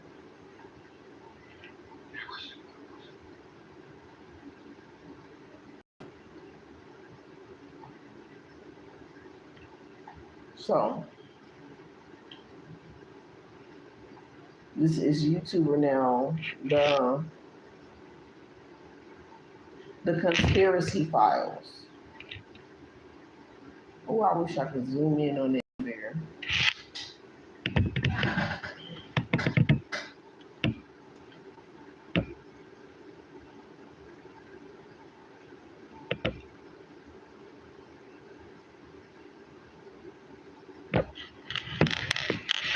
The Conspiracy Files. It says Peter Peter Thiel, and something, the most evil company in America. And this was 2 months ago that this video was.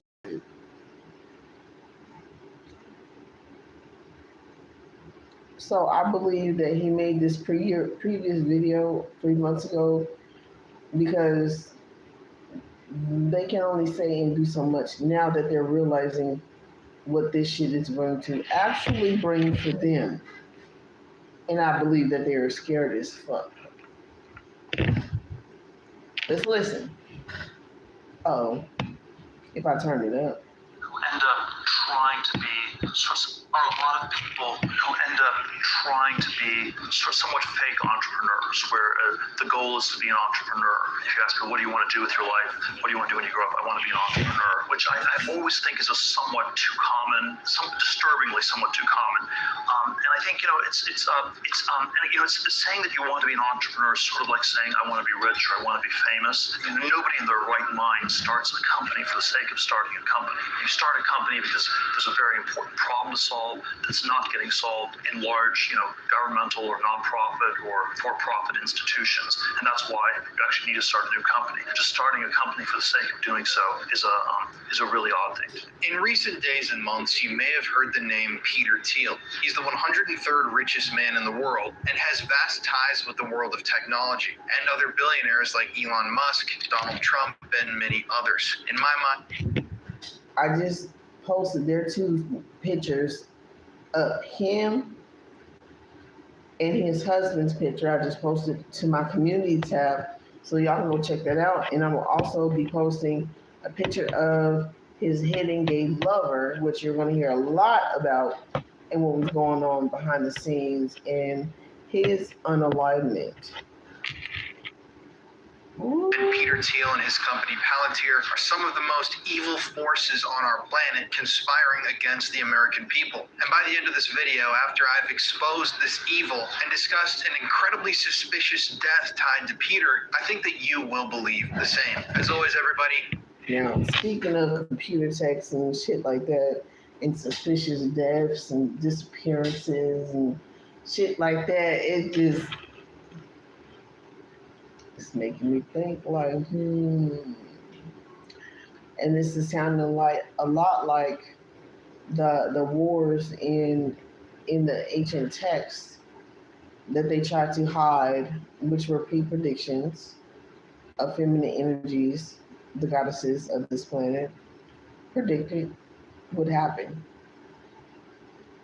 And why are they so hateful towards the feminine energy? And why they don't like strong women? It's because of shit like this. And they're gay. Like, I don't have shit against gay people. Like, you do what you want, but I question people's actions when they resonate in certain energies. Rightfully so, because of the experience that I personally had with them, and then what I see, and then what I'm finding out my damn self to do as well. I'm like, there's a certain energy and principalities that we are fighting, we are up against, and they resonate somewhere, somehow, in some demonic forces. In healing themselves, rightfully so, and support and protect women and children.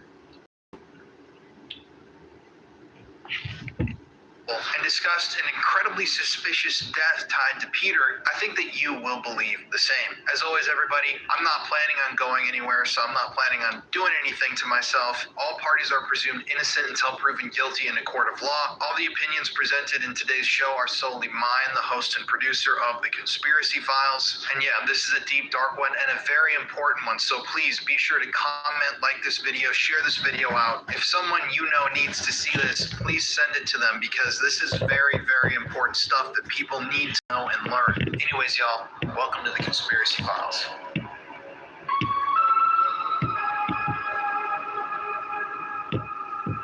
So today's episode is a bit different because this is a story that's playing out right now in the real world. This is something that is going to affect everyone in America. Obviously, everyone on planet Earth at some point. This story is so insidious, it's so dark, it's so menacing that it's hard to wrap your head around the fact that this is all playing out right in front of us. About a year ago, I read the book series One Nation Under Blackmail by investigative journalist Whitney Webb. It's an incredible 2-volume. Burn notice didn't come up for no reason. Blackmail, burn notice blacklisted.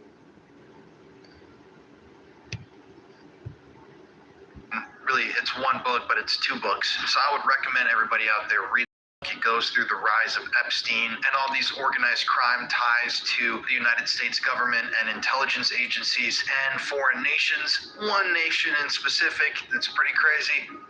But she ends the book discussing Peter Thiel, Palantir, and the dark possibilities of this company. And this was back in, I think she published the book in 2022. I might be incorrect on that, but this was a while ago. So she knew how evil Peter Thiel was. And I wasn't aware of the guy until obviously the most recent election here in America. But by the end of this thing, I think that you will be not only very angry at what our government is trying to do to us right now, but you'll be frightened because I'm frightened. Researching for this episode was frightening. I want to thank Rebecca Whitworth for researching and writing this script with me. All the women behind the scenes on this show. The show wouldn't be here without them, and our amazing editing team as well. We're going to try to keep this non-political. So even if you support President Trump and you love Trump, please watch this video with an open mind because this is not a political issue. If Joe Biden was doing this, I'd be going hard on Joe Biden. If Trump's doing this, I'll be going hard on Trump. This should scare you. This is something that's going to affect you.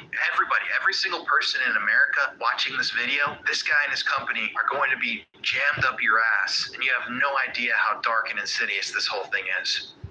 Peter Thiel was born on October 11th, 1967 in Frankfurt, Germany, to Klaus Friedrich Thiel and his wife, Suzanne. Peter's family emigrated to the United States when he was 1, where he eventually became a United States citizen. In school, Peter excelled in mathematics and was valedictorian of his graduating class in 1985. At Stanford University, Peter studied philosophy and eventually earned his Juris degree in 1992.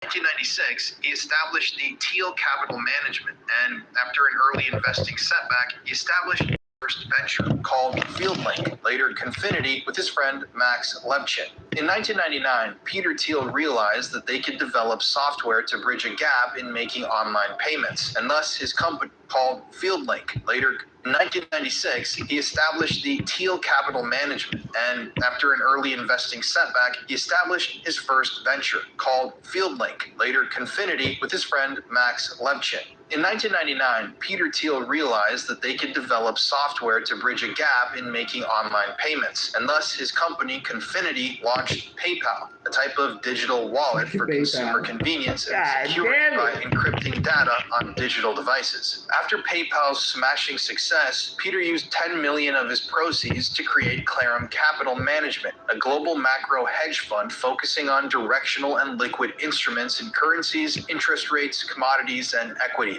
In 2022, Peter Thiel bankrolled a massive super PAC that backed Ohio Senate candidate and Thiel protege J.D. Vance, our current vice president. Peter Thiel was also known for making several huge investments into other ventures, including Facebook, the Founders Fund, Valar Ventures, Mitchell Capital, Y Combinator, America's Frontier Fund, Rivada Space Networks, and Enhanced Games. Peter additionally helped finance several huge lawsuits brought by others, including a lawsuit brought by Terry Bollea, aka Hulk Hogan, against Gawker Media for invasion of privacy, which is...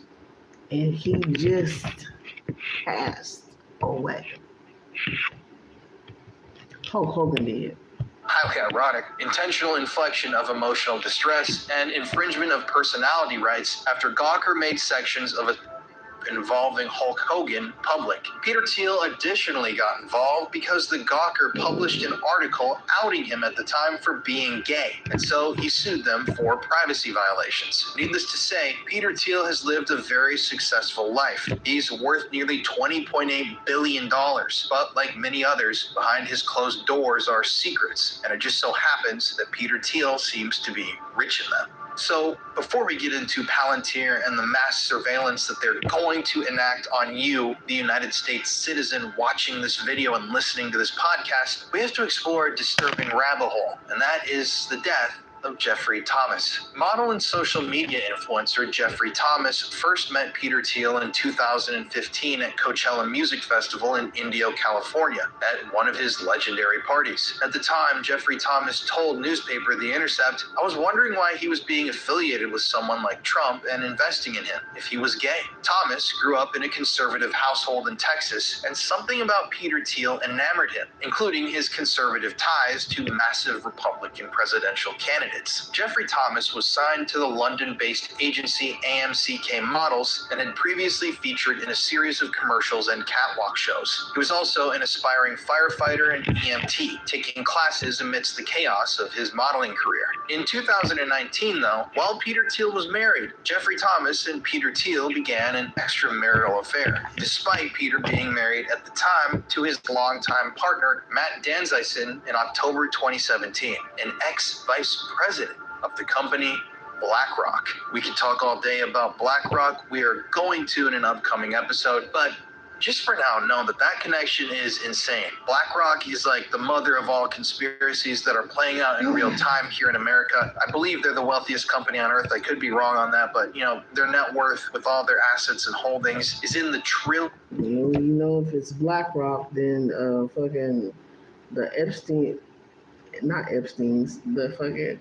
Rockefellers are not too far behind. If you want to imagine a deep state, BlackRock is that deep state that's just out in the open doing all this stuff. There are a lot of weird connections that BlackRock has to events that have played out, not only in the last couple of years, but in the last decade or so, including, this wasn't really reported in mass media, but Thomas Crooks, the alleged Trump assassin who tried to take Trump out at that rally in Pennsylvania, he was seen in a BlackRock advertisement. I think it was an educational video or something like that, but he's actually in this video for BlackRock a couple years ago. I mean, you can't make this stuff up. I can't tell you how many times BlackRock has come up in various conspiracy theories. So to see this Thomas Crooks guy appear in this video, and then the story vanished. I mean, I honestly, just telling you right now, my wife, Courtney, and I have talked about this. It's like after that happened, we didn't hear anything about the guy who attempted to carry out that assassination attempt, at least not to my knowledge. I know that I'm on the internet 24/7, whether I'm creating content or, just taking in content, researching for stories that I'm covering. I read so much online, and I don't remember seeing videos on TikTok about this guy and his background, maybe one or two, but not the amount that you'd usually see. It was kind of like the event happened, they talked about the shooter for like a day or two, and then the whole story about that guy and his background just kind of disappeared in shadowy darkness. It's really strange stuff, but he's in that BlackRock company video, and here you go, Peter Thiel, the head of conspiracy network that we're covering today. His husband is an ex-president of BlackRock. But anyways, back to the affair that was going on between Peter Thiel and Jeffrey Thomas. At the time, Peter was in his 50s and Jeffrey was in his 30s. Peter had 2 kids with his husband as well. Both were daughters, and they lived with them in California. Now, Jeffrey Thomas claimed that his relationship with Peter Thiel was hidden, and it made him feel uncomfortable. He felt like Peter was keeping him, almost like a little pet. Peter, in fact, had put Jeffrey Thomas up in a $13 million mansion tucked away in the Hollywood Hills, and he constantly showered him with expensive gifts, including lavish European trips and a $300,000 sports car. Several of Jeffrey's friends in Los Angeles often saw Peter Thiel over at Jeffrey's $13 million mansion, and vice versa. They saw Jeffrey and Peter Thiel's home, where they would throw wild parties that got raucous and rowdy. When asked about this whole, Jeffrey Thomas described his time with Peter Thiel as spent working to persuade him away from his increasingly aggressive pursuit of a culture war, something that was blowing back on the social media /model community. He claimed that Peter Thiel's support for Trump and his increasingly aggressive approach in showing support for the Republican Party was undermining the LGBTQ people. Jeffrey also encouraged Peter to stay out of politics, but it was short-lived, as Peter Thiel was found to be backing Trump in both 2016 and 2020, both publicly and financially behind the scenes. At the end of 2022, Jeffrey Thomas made his formal exit to Peter Thiel, saying to him, quote, "I can't do this anymore. My mental health is at risk." My mental health is at risk. Just listen to the shit. Oh my God. What did I just say? And I was like, oh, I can be so wrong, but I'm not. Yo. Ay, poor.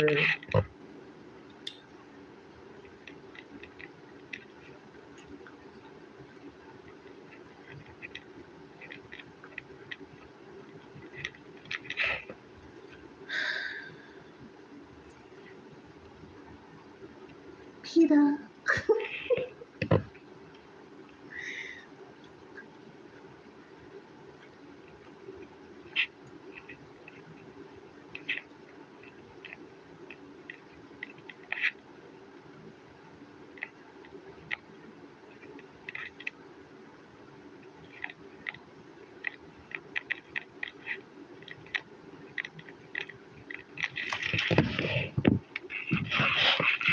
What I just say?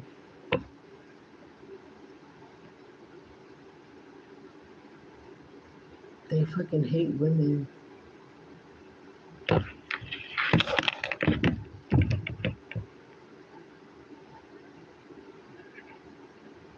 God is trying to tell you something by now.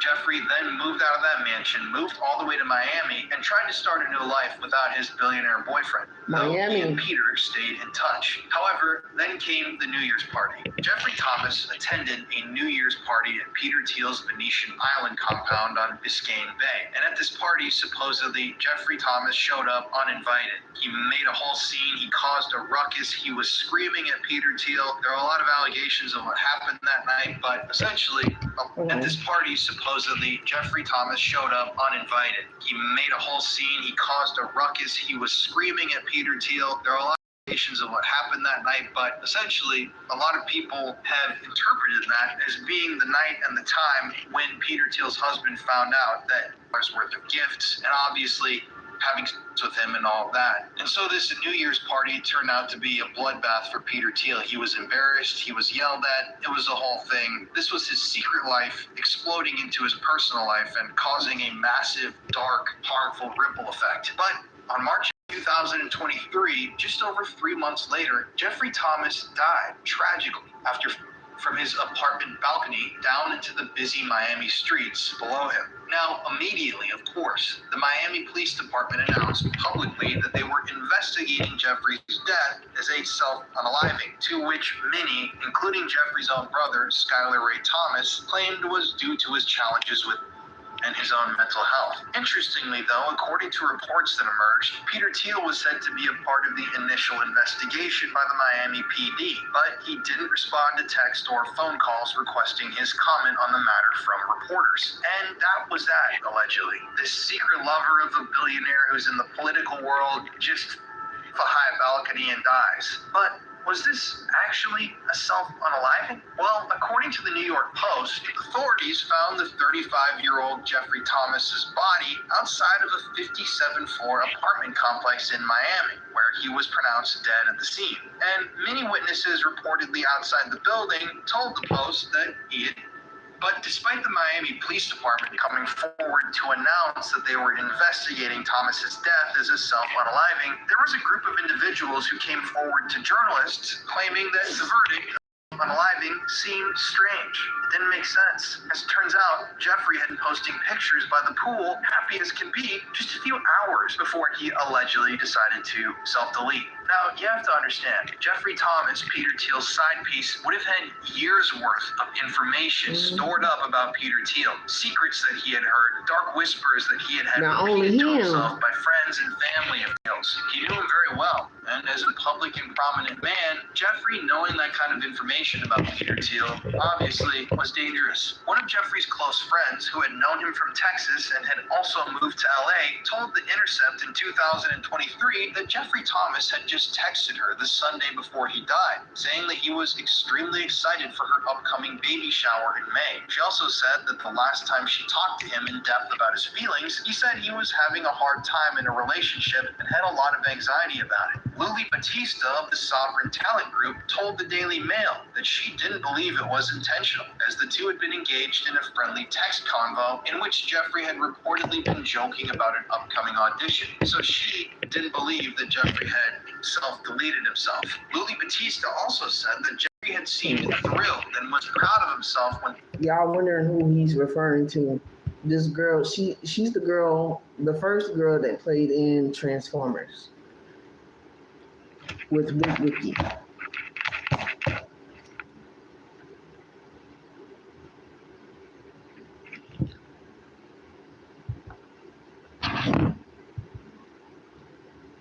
in which Jeffrey had reportedly been joking about an upcoming audition. So she didn't believe it. She also said that the last time she talked to him in depth about his feeling, just texted her the Sunday before he died, saying that he was extremely excited for her upcoming baby shower.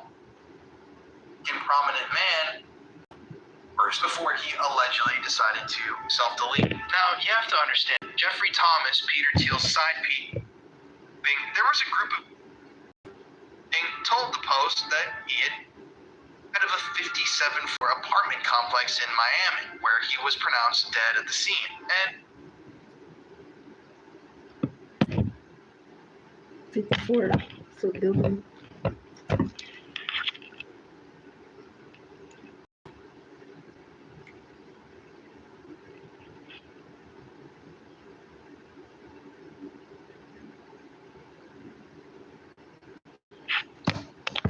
many witnesses reportedly outside the building told the Post that he had. But despite the Miami Police Department, the verdict of self-unaliving seemed strange. It didn't make sense. As it turns out, Jeffrey had been posting pictures by the pool, happy as can be, just a few hours before he allegedly decided to self-delete. Now, you have to understand, Jeffrey Thomas, Peter Thiel's side piece, would have had years worth of information stored up about Peter Thiel. Secrets that he had heard, dark whispers that he had repeated to himself by friends only of Thiel's. He knew him very well, and as a public and prominent man, Jeffrey, knowing that kind of information, or apartment complex, Peter Thiel was said to be a part 3, just over gifts, and obviously having sex with him and all of that. And so this New Year's party turned out to be a bloodbath for Peter Thiel. He was embarrassed, he was yelled at, it was a whole thing. This was his secret life exploding into his personal life and causing a massive, dark, harmful ripple effect. But on March 8th, 2023, just over 3 months later, Jeffrey Thomas died tragically after from his apartment balcony down into the busy Miami streets below him. Now, immediately, of course, the Miami had been cheating on him for years and had been keeping his people came the New Year's party. Jeff moved out of that mansion, moved all the way to Miami, made his formal exit to Peter Thiel. This is his undercover gay lover side piece. I mean.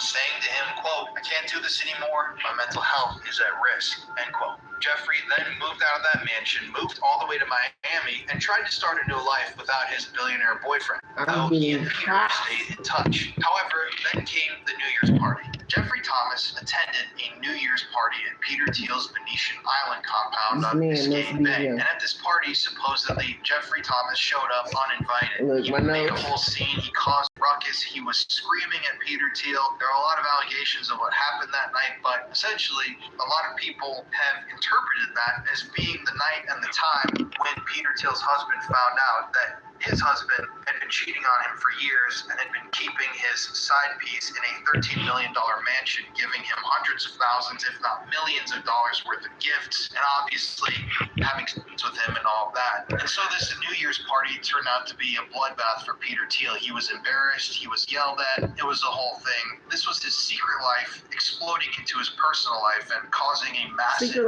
dark, harmful ripple effect. But on March 8th, 2023, just over 2023.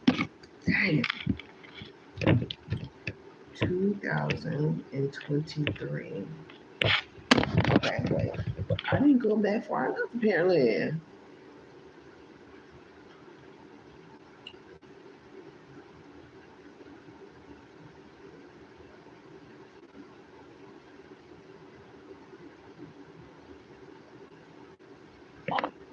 for like a day or two, and then the whole story about that guy and his background just kind of disappeared. It's shadowy, dark. Recovering today. His husband is an ex-president of BlackRock. But anyways, back to the affair that was going on between BlackRock company video, and here you go, Peter. This is Peter Thiel.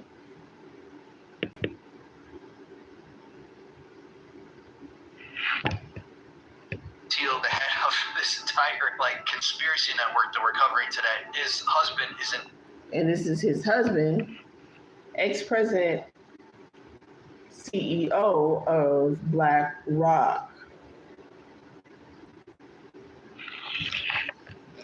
Ex-president of BlackRock. But anyways, back to the affair that was going on between Peter Thiel and Jeffrey Thomas. At the time, Peter was in his 50s and Jeffrey was in his 30s. Peter had 2 kids with his husband as well. Both were daughters, and they lived with them in California. Now, Jeffrey Thomas claimed that his relationship with Peter Thiel was hidden, and it made him feel uncomfortable. He felt like Peter was keeping him, almost like a little pet. Peter, in fact, had put Jeffrey Thomas up in a $13 million mansion tucked away in the Hollywood Hills, and he constantly showered him with expensive gifts, including lavish European trips and a $300,000 sports car. Several of Jeffrey's friends in Los Angeles often saw Peter Thiel over at Jeffrey's $13 million mansion, and vice versa. They saw Jeffrey at Peter Thiel's home, where they would throw wild parties that got raucous and rowdy. When asked about this whole thing, Jeffrey Thomas described his time with Peter Thiel as spent working to persuade him away from his increasingly aggressive pursuit of a culture war, something that was blowing back on the social media/model community. He claimed that Peter Thiel's support for Trump and his increasingly aggressive approach in showing support for the Republican Party was undermining the LGBTQ people. Jeffrey also encouraged Peter to stay out of politics, but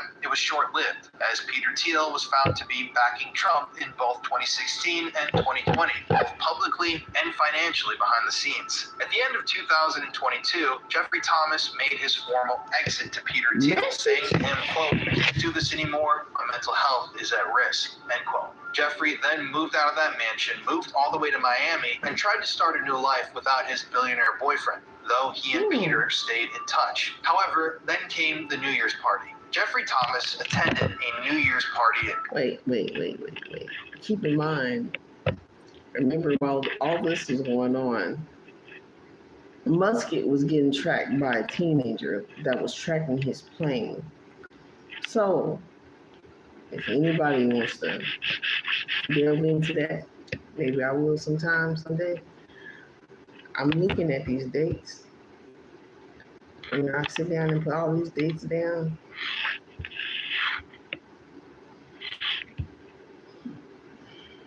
Peter Thiel's Venetian Island compound on Biscayne Bay. And at this party, supposedly, Jeffrey Thomas showed up uninvited. He made a whole scene. He caused a ruckus. He was screaming at Peter Thiel. There are a lot of allegations of what happened that night, but essentially, a lot of people have interpreted that as being the night and the time when Peter Thiel's husband found out that his husband had been cheating on him for years and had been keeping his side piece in a $13 million mansion, giving him hundreds of thousands, if not millions of dollars worth of gifts, and obviously having sex with him and all that. And so this New Year's party turned out to be a bloodbath for Peter Thiel. He was embarrassed, he was yelled at, it was the whole thing. This was his secret life exploding into his personal life and causing a massive, dark, harmful ripple effect. But On March 8, 2023, just over 3 months later, Jeffrey Thomas died tragically from his apartment balcony down into the busy Miami streets below him. Now, immediately, of course, the Miami Police Department announced publicly that they were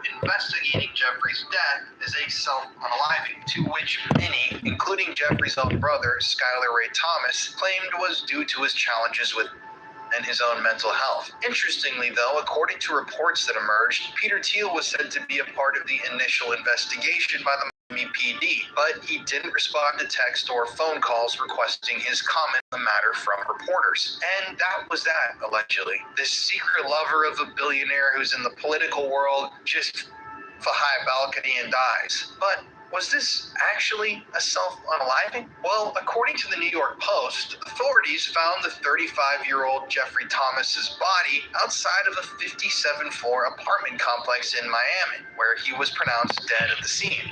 And many witnesses reportedly outside the building told the Post that he had. But despite the Miami Police Department coming forward to announce that they were investigating Thomas's death as a self-unaliving, there was a group of individuals who came forward to journalists claiming that the verdict of self-unaliving seemed strange. It didn't make sense. As it turns out, Jeffrey had been posting pictures by the pool, happy as can be, just a few hours before he allegedly decided to self-delete. Now, you have to understand, Jeffrey Thomas, Peter Thiel's side piece, would have had years worth of information stored up about Peter Thiel. Secrets that he had heard, dark whispers that he had repeated to himself by friends and family of Thiel's. He knew him very well, and as a public and prominent man, Jeffrey, knowing that kind of information about Peter Thiel, obviously was dangerous. One of Jeffrey's close friends, who had known him from Texas and had also moved to LA, told The Intercept in 2023 that Jeffrey Thomas had just texted her the Sunday before he died, saying that he was extremely excited for her upcoming baby shower in May. She also said that the last time she talked to him in depth about his feelings, he said he was having a hard time in a relationship and had a lot of anxiety about it. Lily Batista of the Sovereign Talent Group told... Hold on. This is who I was trying to show y'all who he in the picture with.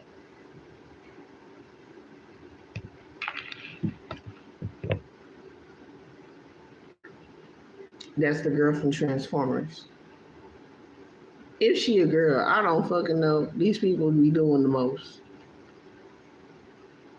Yeah. The Daily Mail that she didn't believe it was intentional, as the two had been engaged in a friendly text convo in which Jeffrey had reportedly been joking about an upcoming audition. So she didn't believe that Jeffrey had self-deleted himself. Lily Batista also said that Jeffrey had seemed thrilled and was proud of himself when they were messaging back and forth. He was happy, motivated, and excited for his next step, just loving life. Jeffrey Thomas's cousin, Megan Ray, also said that she didn't believe this was a self-unaliving, claiming that, quote, to report otherwise is a complete disregard to his character and who he was. The information being published is false and defamatory, end quote. Officials completed the autopsy shortly after Jeffrey's death, but bizarrely, they never officially disclosed or released a cause of death. Now, interestingly, before his death, there was also an alleged incident in which Jeffrey Thomas attended a party with many people in Peter Thiel's inner circle also being in attendance. Now, on that evening of that alleged party, Jeffrey Thomas took it recreationally that was also given to other people at the party. He had never had a reaction to this before, but on that night, he had a horrible reaction. And later that evening, Jeffrey woke up later and... Hey guys, I just wanted to take a moment to talk about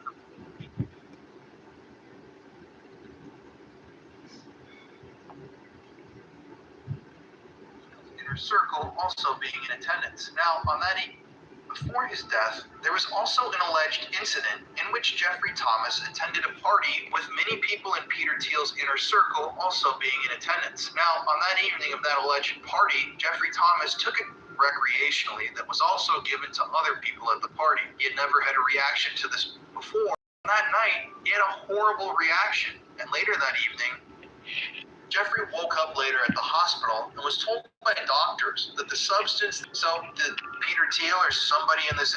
Keep in mind, I'm assuming this is still around 2023. this is when fentanyl was abundant, people were getting spiked, and this is how they were unaliving people with their own free will by spiking their drug that they use. Inner Circle give Jeffrey a different that evening that could have ended his life. Was this intentional? It was also alleged that Jeffrey Thomas had told people in This is what I was like, I'm done. Like after that experience that I had with motherfucker doing that to me, and I died and I came back and when nobody but God there for me, no, not again. And that was in 2021. Yeah. Teal's inner circle that he was actually suspicious of the person who had given him that substance. Now, despite public knowledge of Jeffrey Thomas's relationship with Peter Thiel, most articles published about his death didn't even mention his relationship with him. It's very bizarre. This was just, in most of these articles, this guy who his balcony and, allegedly self-deleted in Miami, they didn't even mention that this guy was in a relationship, a hardcore multi-year relationship with one of the richest men on planet Earth, the 103rd most wealthy individual on planet Earth. They didn't even think of mentioning that. Or were they told not to mention it? That's a whole thing we can think about as well. Now, one article that was written and posted after Jeffrey's death claimed that Jeffrey's agent speculated he may have to his death taking a selfie, but the agent wasn't even there, and there was no corroborated sources. This agent was just completely making this up and telling it to a newspaper like they were some expert, and they were just literally making this up. The Daily Beast also reported that Jeffrey Thomas had just run into Peter Thiel's husband of 6 years a few months before his death at that New Year's party that I told you about earlier, in which both attended in 2022. And to talk about that party for a second, Jeffrey Thomas wasn't on the guest list that evening that was approved by Peter Thiel's husband, but he found out where it was happening, when it was happening, and he showed up anyways. When Peter Thiel's husband, Dan Zeisen, spotted Jeffrey Thomas at the party, he asked Peter Thiel, allegedly, why is he here? And then proceeded to confront and get into a verbal altercation with Jeffrey Thomas in front of all of the guests at the party. Jeffrey was then escorted out by security. Now, some people online have speculated that maybe Jeffrey Thomas was working with several Democratic and progressive activists on an expose about Peter Thiel and his company's dark doings, and that this could have been a driving motivator for someone to Jeffrey Thomas. They wanted to keep these secrets, just that, secrets. Additionally, at the time of his death, Jeffrey Thomas had recently gotten in contact with reporter Ryan Grimm from The Intercept, a reporter who was writing a very thorough piece about Jeffrey Thomas and his secret extramarital relationship with Peter Thiel. Could it have been that Jeffrey Thomas was silenced? Somebody in Thiel's network knew that Jeffrey Thomas knew more than he should. They knew that he was a scorned man, that he was looking for this eye for an eye sort of revenge for some reason, and could they have taken him out for that? Well, there was also a possibility that due to the fact that Jeffrey Thomas was supposedly talking about Peter Thiel behind his back, it created another Gawker situation. Many found it weird that Jeffrey Thomas's death occurred just shortly before the Silicon Valley bank run, where many high-dollar investors, including Peter Thiel himself, withdrew millions and millions of dollars to the point of its failure. It was also alleged that shortly after Jeffrey Thomas died, Peter Thiel entered the campaign trail to support Donald Trump's second term, and he did this very publicly. So Peter Thiel, if you imagine, and this is all alleged, he's about to jump into the world of politics. He's about to back Donald Trump, back publicly, obviously, J.D. Vance, come out of the shadows as this billionaire who's, bankrolling the future of America. He's going to probably do interviews. His face is going to be everywhere. He'll be on TV and the news. So right before he does this, the biggest red flag in his past, the loose end that threatens everything about him and who he is, suddenly dies, takes all those secrets to the grave with him. Interestingly, Jeffrey Got a secret, can you keep it? Taking this one to the grave. Yeah. Whoa, whoa, whoa, whoa, whoa, whoa, whoa. Woo, woo. Thomas, Peter Thiel's ex-boyfriend, was also very anti-Trump and regularly attended protests. But how could Peter Thiel be so public and forward about his support with an anti-Trump boyfriend? Risky. Obviously, this would look really bad for Peter Thiel if it was exposed that not only obviously was he gay, and that's a thing that a lot of people would have contention with, but the fact that his secret boyfriend, who he was cheating on his husband with, was very anti-Trump. Now, just a day before he died, eerily, Jeffrey Thomas shared photos of himself taken on the same balcony from which he allegedly.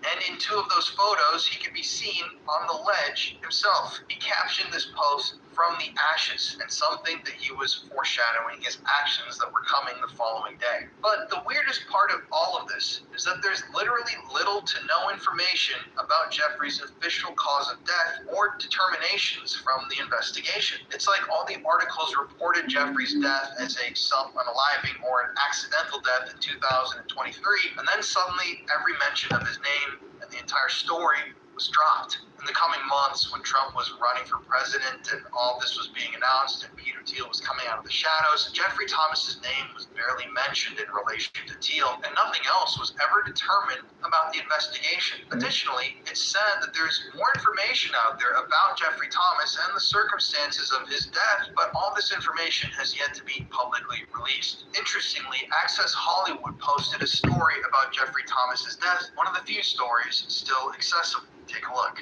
Jeff Thomas has passed away at the age of 35. The model and influencer's body was found. I don't think it's by coincidence. Even with Kim Porter,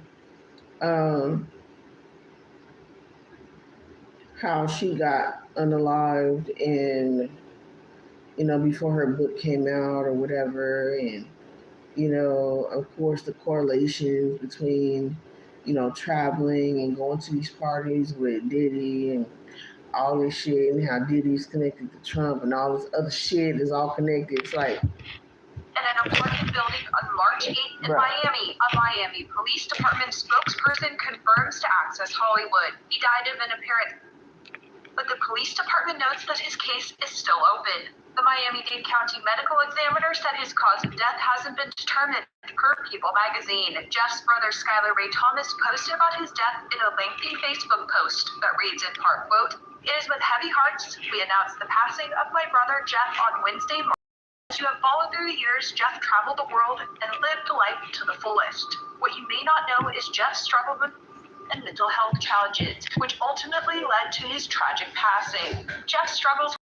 We want to remember him for the kind and caring person he was. He had a contagious sense of humor, a love for music, art, and family, and a passion for helping others. He touched the lives of so many people, and his memory will live on in our hearts forever." He continued saying he hopes Jeff's passing can, quote, "serve as a reminder of the importance of seeking help for mental health issues, while also thanking those who have showed support since his death. Today we celebrate Jeff's life and to mourn his passing. We thank you all for your love and support during this difficult time, and we ask that you continue to keep Jeff and our family in your thoughts and prayers. We will be honoring his life soon with a memorial service and will communicate those details to everyone when available." Jeff boasts 123,000 followers on Instagram, and per his profile, was the founder and director of the One Popsicle consulting agency. Now, from what Jeffrey Thomas had been working on and speaking to journalists about, it was very obvious that Peter Thiel had been involved in and supporting things that were not necessarily great for the outcome of the United States, including one of Peter's main assets and practically his baby, Palantir Technologies. In 2003, Peter Thiel founded Palantir with Stephen Cohen, Joe Lonsdale, and Alex Karp, an American publicly traded company that specializes in software platforms for big data analytics. The company, Palantir, has four main projects: Palantir Gotham, Palantir Foundry, Palantir Apollo, and Palantir AIP. Palantir Gotham is an intelligence and defense tool used by militaries and counterterrorism analysts. Its customers have included the United States intelligence community and the United States Department of Defense. Their software as a service, or SaaS, is one of 5 offerings authorized for mission-critical national security systems by the United States Department of Defense. It's an evolution of Palantir's long-standing work in the United States intelligence world. And among other things, the software supports supports alerts, geospatial analysis, and prediction, meaning that this is a software used to spy on people. The United States government uses it to spy on people and collect intelligence. So that should be your first major red flag. But we need to move on. Palantir Foundry, another splinter of Palantir Technologies, is a software platform offered for use in commercial and civil government sectors. Palantir Chief Architect Akshay Krishnaswamy gives a brief overview of how Foundry operates, the following clip. Foundry comes with everything you need from top to bottom to implement complex operational workflows. This includes data integration, model integration, an ontology layer that encompasses objects and relationships and actions and business processes, an entire workflow layer that includes application building, self-serve analytics, and more, and a decision orchestration layer that's designed to capture learnings from end users and actually then feed those back to analytics and data teams and other business systems. And so for fresh architectures, we think Foundry can get folks operational in days. It was popularized for use in the health sector by its use within the National COVID Cohort Collaborative, a secure enclave of electronic health records from across the United States that produced hundreds of scientific manuscripts and won the NIH FASEB DataWorks Grand Prize. It's been used for data integration and analysis by corporate clients such as Morgan Stanley, Merck KGaA, Airbus, WeHo, Lilium, PG&E, and Flat Chrysler Automotives. Foundry was also used by the Centre NHS England in dealing with the pandemic in England to analyze the operation of the program. As of 2022, Palantir Foundry was also used by the Centre NHS England in dealing with the pandemic in England to analyze the operation of the CV19. program. As of 2020, End of vaccination. Palantir Foundry was used for the administration of the UK Homes for Ukraine program to give caseworkers employed by local authorities access to data held by the Department for Levelling Up, Housing and Communities, some of which is supplied by the UK Home Office, which is essentially like the White House of the United Kingdom. In November 2023, NHS England awarded a 7-year contract to Palantir for a federated data platform to access data from different systems through one single system, worth £330 million, criticized by the British Medical Association, Doctors Association UK, and cybersecurity professionals. This was a deal that people were openly talking about that could go bad, that had some really malicious potential. In 2024, picketing by medical professions outside NHS England headquarters. Nigga, they did that shit. They did that shit. Oh, they did it. They used the DNA. They used the DNA. They used the dinner. It's in your dinner. It's in my dinner. In my DNA. They used the dinner.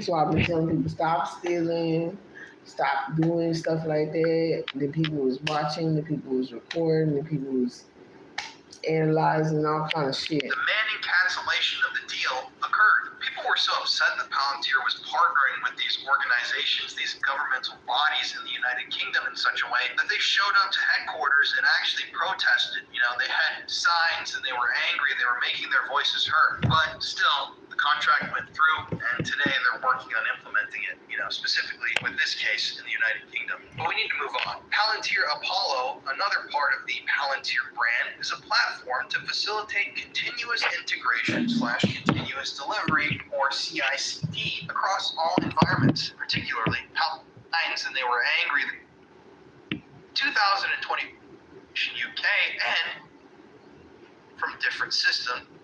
In November 2000, by the Department for Levelling Up.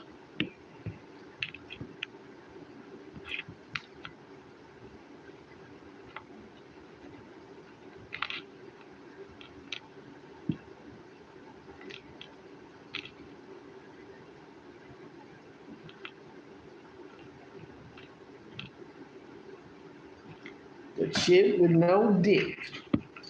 Housing and 330 million. Could go bad. It had some really malicious potential. In 2024, picketing by medical professions outside NHS England headquarters, the Manning cancellation of the deal occurred. People were so upset that Palantir was partnering with these organizations. Now we know why they were fucking rioting out there for real, for real.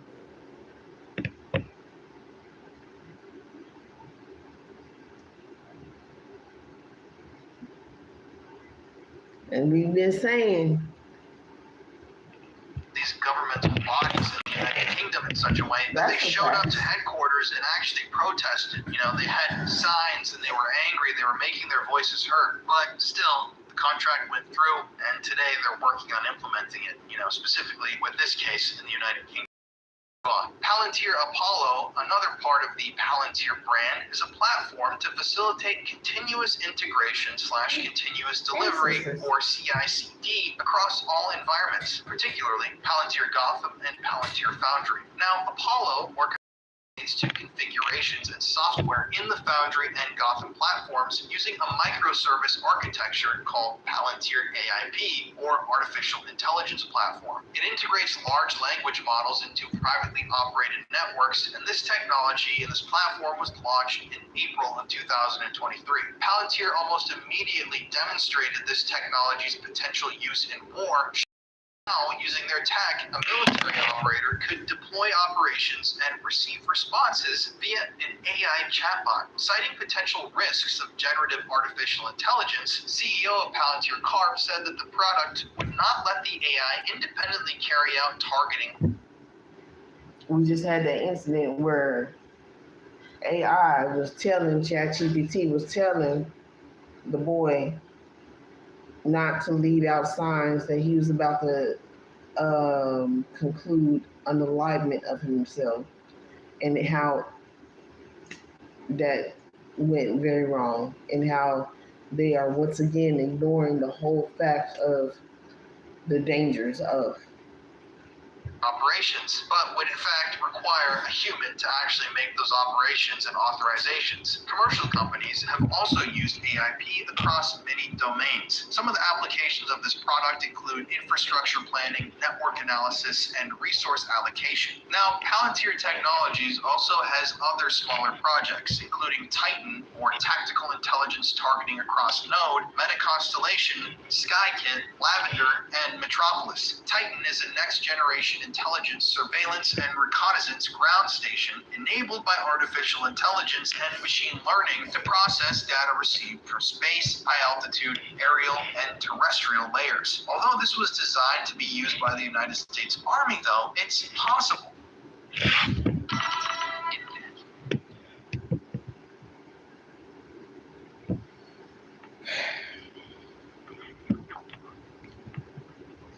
This company, Palantir, could possibly test their prototypes against Palestinians in Gaza right now, which is a chilling possibility. Catherine Connolly of the Stop Killer Robot Coalition, which includes Human Rights Watch and Amnesty.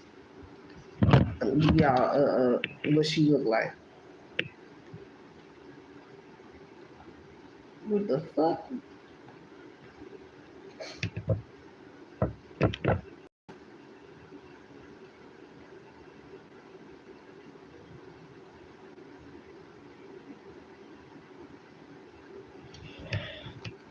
International said, quote, "How precise and accurate do you know a system is going to be unless it's already been trained and tested on people?" End quote. So, is Palantir carrying out these dark, overt intelligence gathering operations on the Palestinian people who are, as we know, being blown to smithereens? And that leads us to another question. Who is Palantir Technologies involved with? Well, one of the biggest customers of Palantir Technologies is the United States military, the United States intelligence community, and the police. You see, Palantir Gotham, that first tech that we talked about, is used by counterterrorism analysts at offices in the United States intelligence community and U.S. Department of Defense, fraud investigators at the Recovery, Accountability, and Transparency Board, and cyber analysts at Information Warfare Monitor, who are responsible for the GhostNet and the Shadow Network investigations. Palantir Gotham was also used by fraud investigators at the Recovery, Accountability, and Transparency Board, a former U.S. federal agency which operated from 2009 to 2015. Other clients as of 2013 included the DHS, NSA, the FBI, the Marine Corps, the Air Force, Special Operations Command, Point, the Joint IED Defeat Organization, and allies. According to TechCrunch, the U.S. spy agencies also employed Palantir to connect nations of improvised explosive devices in its war in Afghanistan. Palantir itself has also been working with various U.S. police departments in America. For example, accepting a contract in 2013 to help the Northern California Regional Intelligence Center build a controversial license plate database for Californians, meaning they were helping the police to track Americans in America. In 2012, the New Orleans Police Department partnered with Palantir to create a predictive policing program that is as dystopian as it sounds. And just a year prior, the Los Angeles Police Department had done the same thing. It's been said that the New York City and Chicago police departments have also used Palantir to implement some of their policing strategies. But what are they actually doing? Why would local municipalities, like the police department in New Orleans, use Palantir, a highly advanced technology company that is obviously highly capable of spying on people and collecting data and gathering intelligence? And this is fucked up.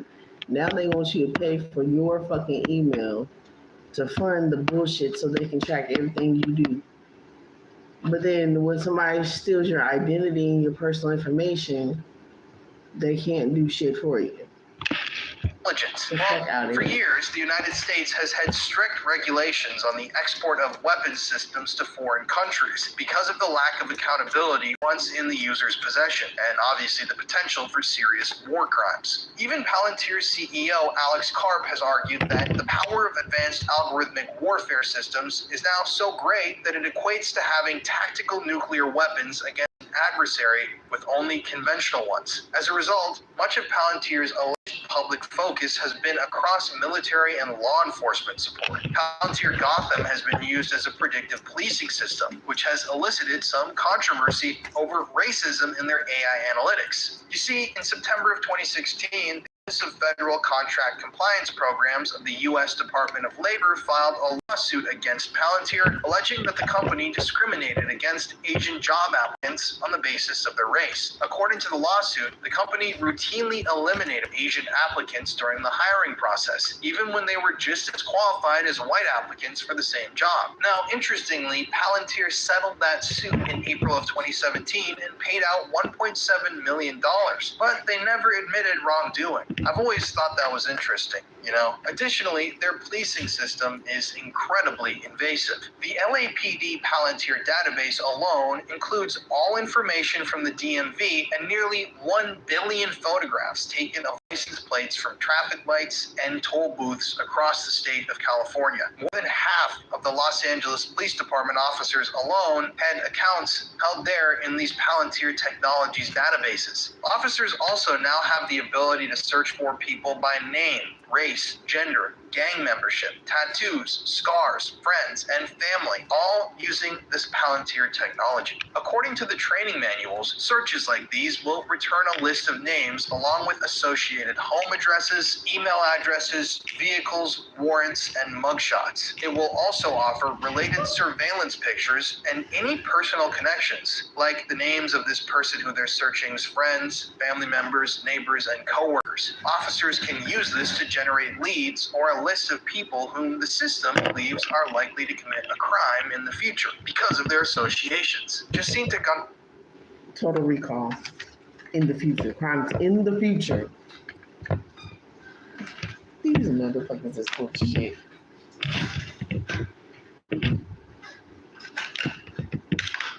They full of shit. Total fucking Recall. Crimes in the future.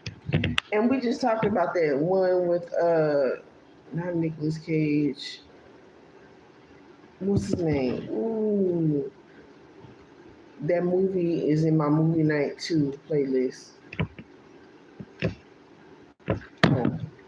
Gonzalez, an organizer with Latinx advocacy group Mi Gente, said that Palantir gives the police, especially in Los Angeles, an opportunity to expand their power and reinforces that power in the over-policing of Black and brown communities. Quote, Palantir is not actually improving things, she said. It's expanding the power that police have, and it's minimizing the right that communities have to fight back, because many times the surveillance is done in secretive ways. It's ridiculous the community doesn't know what Palantir is doing in their city. We have to wait until you get FOIA documents to actually understand.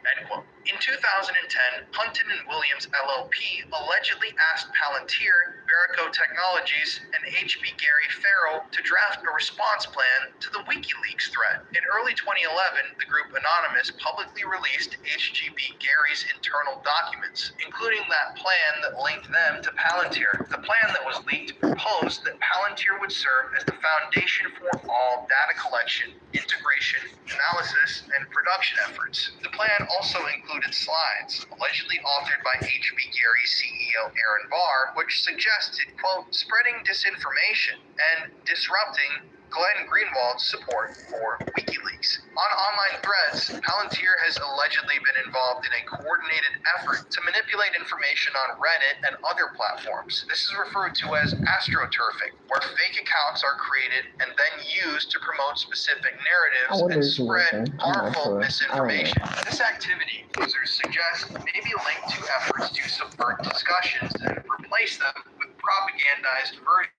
Essentially, you see these users online commenting these bizarre things. Maybe they're really supporting Palantir, or they're supporting the government, or they're trying to manipulate you into thinking a certain way. And it looks realistic because it's coming from just a user like you or me on any of these websites. It just looks like Joe Schmo from next door is commenting this, not the arm of this extremely evil technological AI security surveillance company. Interestingly, there were some speculations that Palantir also used its technology.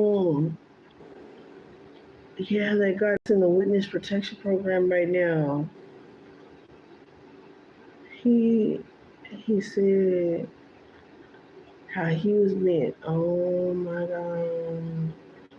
To locate Osama bin Laden's hiding spot. Another controversy that was recently discovered was after 26-year-old Luigi Mangione murdered United Healthcare CEO Brian Thompson in December of 2024. While the internet and various reports allege that Brian Thompson and United Healthcare have had and had no relationship to Palantir Technology, it's been established as of recently that Palantir owns quite a big stake in the medical and healthcare industry, recently announcing the merge of using AI technology in medical and healthcare settings. Ironically, United Healthcare has long been scrutinized for its use of AI and algorithms in automating and potentially increasing claim denials, particularly for Medicare. Obviously, the United Healthcare company itself has been accused of denying and delaying the care of so many individuals. There is blood. Obviously, there's blood on the hands of all of these insurance companies and CEOs. That's a whole nother video and a whole nother rabbit hole that we have to get into.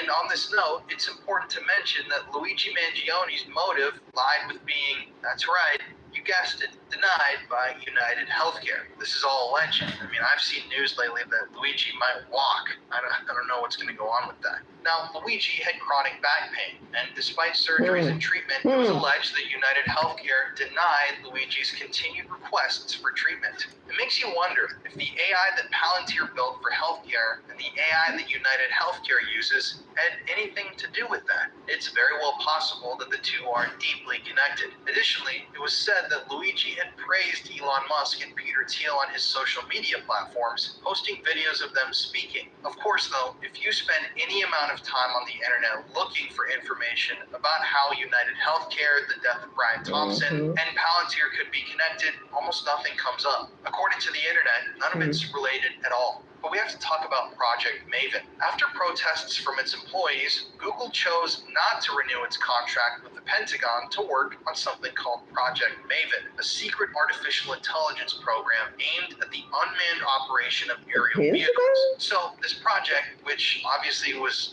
trying to make like robotic Terminator planes that are flying by themselves, or whatever they're talking about, drones maybe, I don't know the exact details of it. Google faced massive controversy and ultimately chose not to work with the government on this, saying, whatever their reasoning was, this is too extreme, this is taking it too far. But when Google left and created that vacuum, Palantir stepped in and took over the project. Project Vision shared the main purpose of Project Maven in the following clip. By deploying its software in Ukraine, Palantir was able to significantly improve its artificial intelligence models that are now being used by the Pentagon through Project Maven. In the last couple of months, the artificial intelligence models of Project Maven were able to locate rocket launchers in Yemen and surface vessels in the Red Sea and helped narrow targets for strikes in Iraq and Syria. Critics warn that the technology could lead to lethal autonomous weapons that decide who to strike without input from a human being. Palantir is, quote, responsible for most of the in Ukraine, end quote, according to CARP. From the moment the algorithms set to work detecting their targets, i.e. people,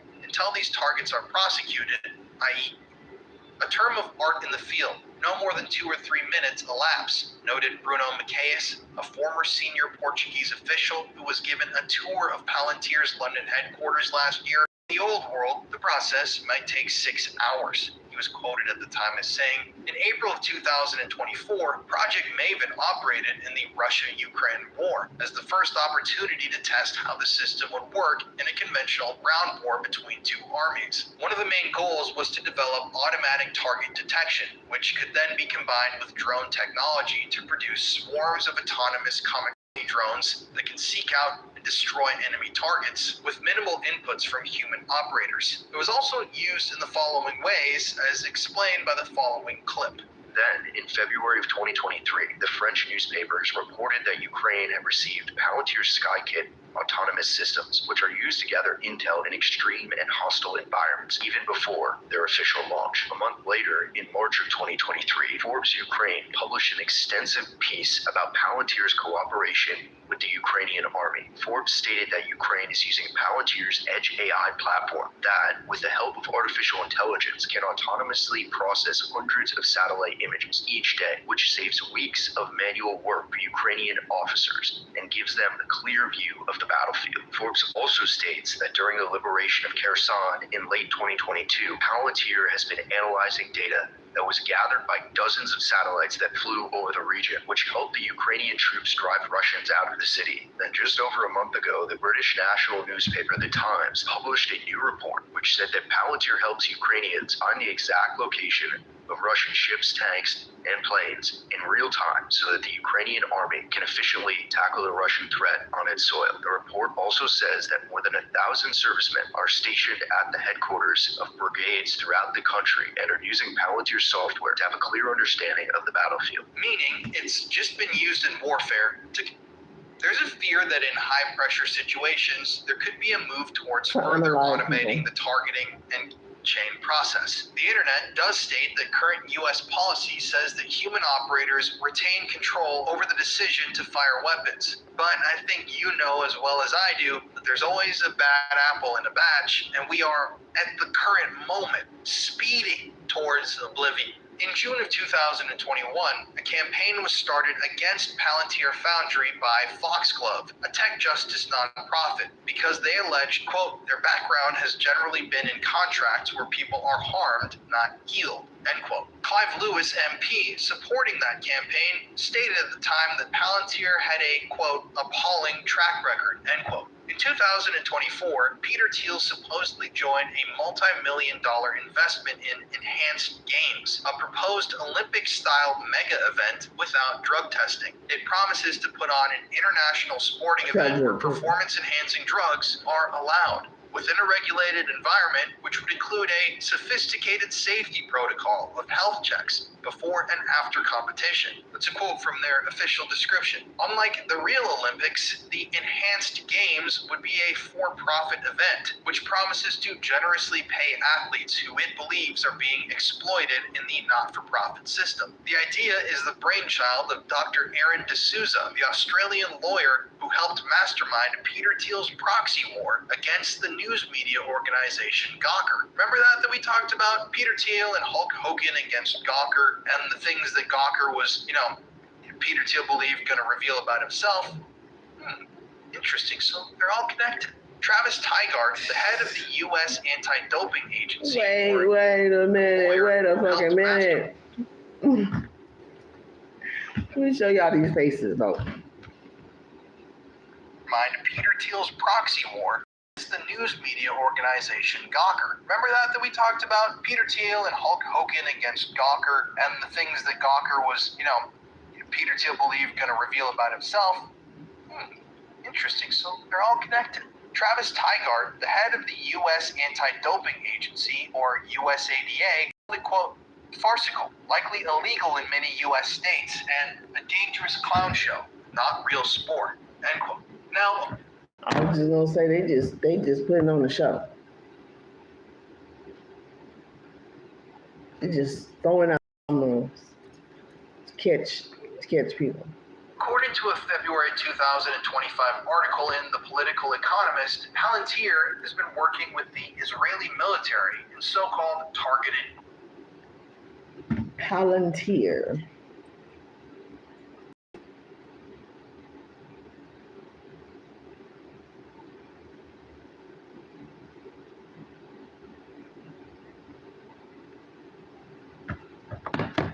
Critical information from the NSA continues to be used by Unit 8200, according to a number of sources, to target tens of thousands of Palestinians, innocent Palestinians, often using US-supplied 2,000-pound bombs and other weapons. And it is extremely powerful data mining software, such as that from Palantir, that helps the IDF to select targets. Reports have suggested that these murders, probably in the thousands or tens of thousands, utilized social media information and cell phone tracking to identify potential targets for strikes. According to a range of sources, over 150 different Palestinian journalists have been in Gaza, and in numerous cases, these journalists appear to have been somehow directly and violently targeted. This program is allegedly called Lavendar, the most in-depth examination of the connection between AI.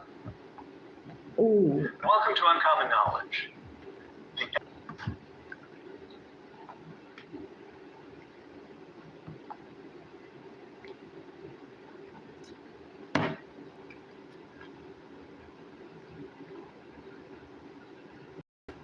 This is what these motherfuckers are doing. This is some cold, sick ass shit.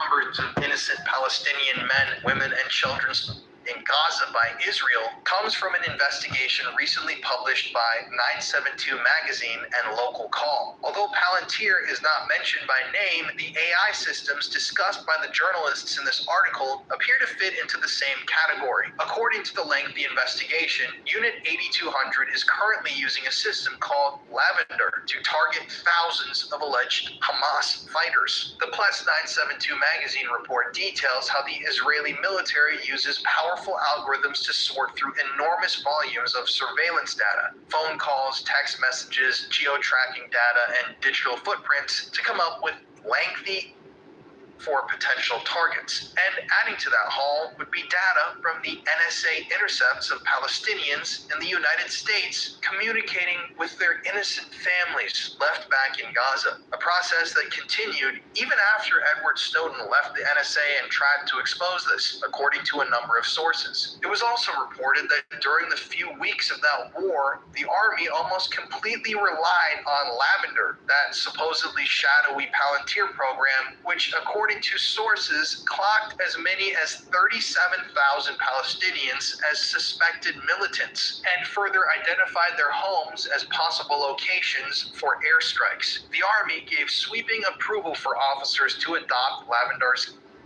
with allegedly no requirements needed to thoroughly check why the machine identified those people as people they should, and no requirement for anyone along the way, allegedly, to examine the raw intelligence data on which all these assumptions were being based. One source stated that human personnel often served only as a rubber stamp for the machine's decisions, adding that normally they would personally devote only about 20 seconds to each target before authorizing a bombing, just to make sure the Lavendar marked target is a male. So none of the other background data really matters. There were just, something that seemed suspicious or something that seemed off about this person. And so then, according to these reports, these people in their homes are targeted for strikes and bombings and shootings and whatever else they're going to carry out, with no regard given to whether this person has a family, kids, a wife, whoever else living with them. It's just, we got this guy. He seems, according to this AI, to be suspicious. Let's anyone else that's near him. And this entire thing was carried out despite knowing that the system makes what are recorded as errors in approximately 10% recorded cases, and is known to occasionally mark individuals for death who have merely a loose connection to militant groups, or they find out afterwards absolutely no connection at all. Moreover, the Israeli army systematically attacked the targeted individuals while they were in their homes, usually at night, while these people's entire families, women and children, were present, rather than during the course of military activity, striking these people and their families while they're sleeping. This Lavender software analyzes information collected on most of the 2.3 million residents of the Gaza Strip through a system of mass surveillance, then assesses and ranks the likelihood that each particular person on this list is active in the military wing of Hamas, or PLJ.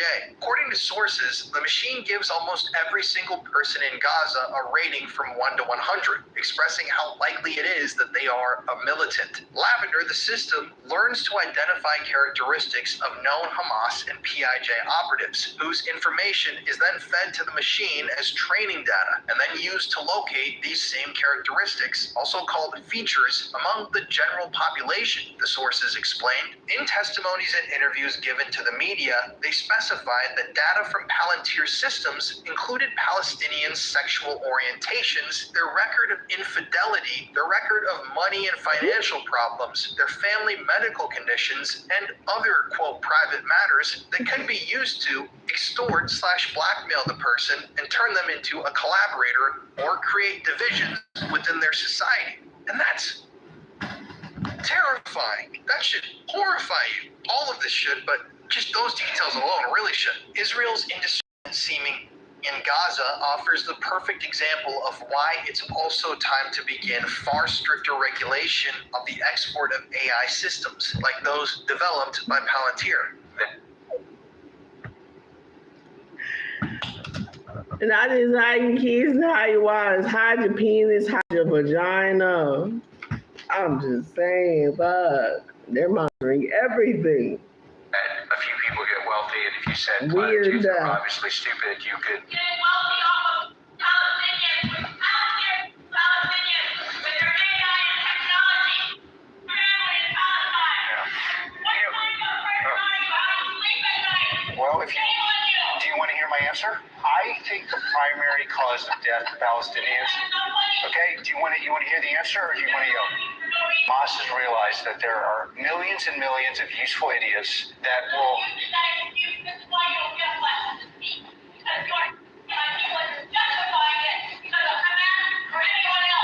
Can we get security up there?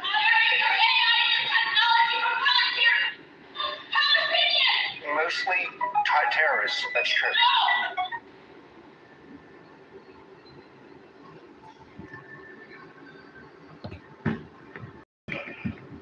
These people ain't shit. She believes I'm evil. I believe she's an unwitting product of an evil force, Hamas. Talking about a woman.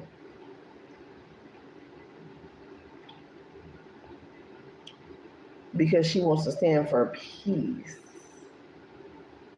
and fairness, not just target people and just because they assume. And see, this is the problem with them assuming simply because they want to play gods. Unwittingly is part of their strategy, that she is a product. And the most important thing, arguably, in the book, or what Palantir, or what you can learn, is do not become a product of an ideology that sounds sensible. But probably the Do biggest not and most become a controversial product. Hold on, partnership wait. is Palantir's most important thing, arguably, in the Most book, or important what thing. Palantir, or what you could learn, is do not become a product of an ideology that sounds sensible. But probably Do not become a product of an idea that sounds sensible. Do not become, this is what this motherfucker just said. This is their ideology. This is their go-to.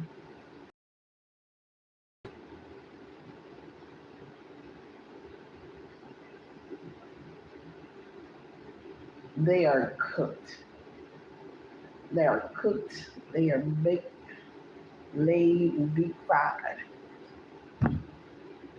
The biggest and most controversial partnership is Palantir's current and very relevant relationship with the United States Immigration and Customs Enforcement, or ICE. Palantir has been working with U.S. ICE since 2014. In a statement provided by the New York Times, the firm implied that because its contract was with HSI, a division of ICE focused on investigating criminal activities, it was playing no active role in current deportations. However, documents obtained by The Intercept show that this is not the case and allege that Palantir's ICM software is considered mission critical to ICE. In one internal ICE report, it was revealed that Palantir's software was critical in an operation to arrest the parents of children residing illegally. In 2016, Palantir's software was used in the infamous Bronx 120 raid, when ICE agents terrorized the neighborhood by raiding homes, batting down doors while wielding assault rifles and using flashbang grenades. One man even fell to his death during that raid. And in the summer of 2017 alone, ICE agents had arrested 443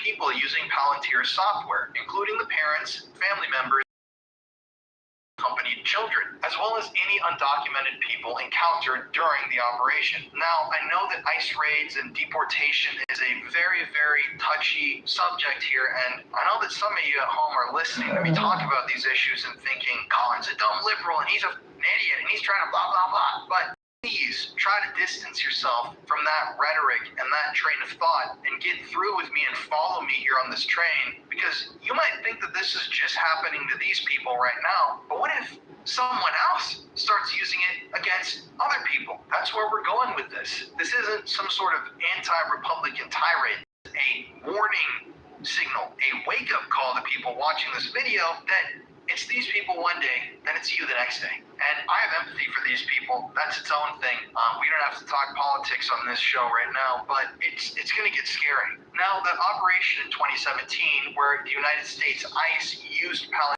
was deemed a failure because almost none of the people that were arrested could be prosecuted. Keep in mind, this is during Donald Trump's presidency, but officials at the time were sold on the tactic of deterring migration to the United States by targeting parents. As a direct result, the Department of Homeland Security implemented, quote, zero tolerance a year later, separating thousands of children from their families. Additionally, 2017, ICE planned what would be the largest raid in the country's history, which set a quota of 8,400 people to be arrested nationwide. But the plans for that raid were abandoned. Palantir was also used by ICE in 2018 when ICE agents fanned out across the country, raiding almost 100 different 7-Elevens with Palantir's software conveniently preloaded on agents' phones. On September 28, 2020, Amnesty International released a report criticizing Palantir's failure to conduct human rights due diligence around its contracts with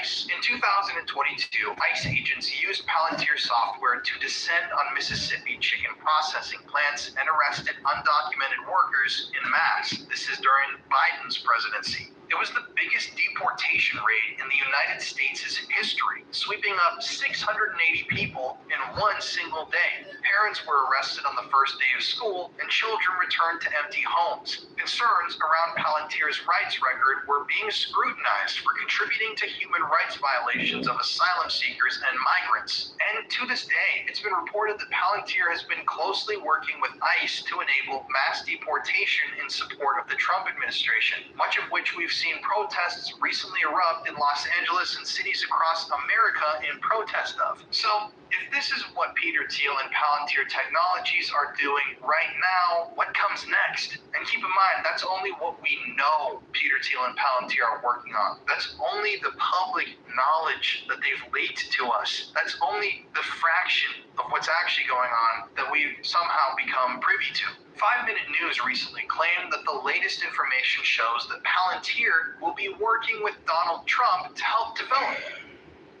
You will never procrastinate again. What?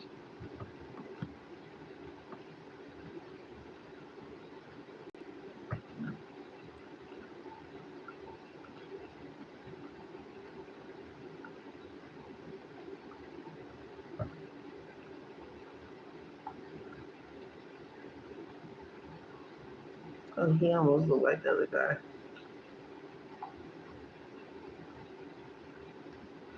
Donald Trump to help develop a massive United States database system. Let's take a look at that. Here's a clip before we get into it. The New York Times has revealed that the Trump regime is collaborating with Palantir Technologies on a data-sharing initiative that could lead to the creation of a massive federal database containing personal details on nearly every American citizen. According to the report, such a centralized system would dramatically expand presidential surveillance capabilities. Now, despite the thousands of that the Palantir softwares are allegedly responsible for in Palestine, in Israel, in Ukraine, in Russia, in other countries and other wars, Palantir Technologies continues to be a growing asset to U.S. military and surveillance communities. With its newest announcement and its introduction into the healthcare field, it will only get bigger and more invasive. The research on the dangers of AI is still being studied, and the long-term consequences of how it may impact us all in the future as it's more developed and fine-tuned will be vast. According to many, Jeff Thomas, Peter Thiel's longtime boyfriend, who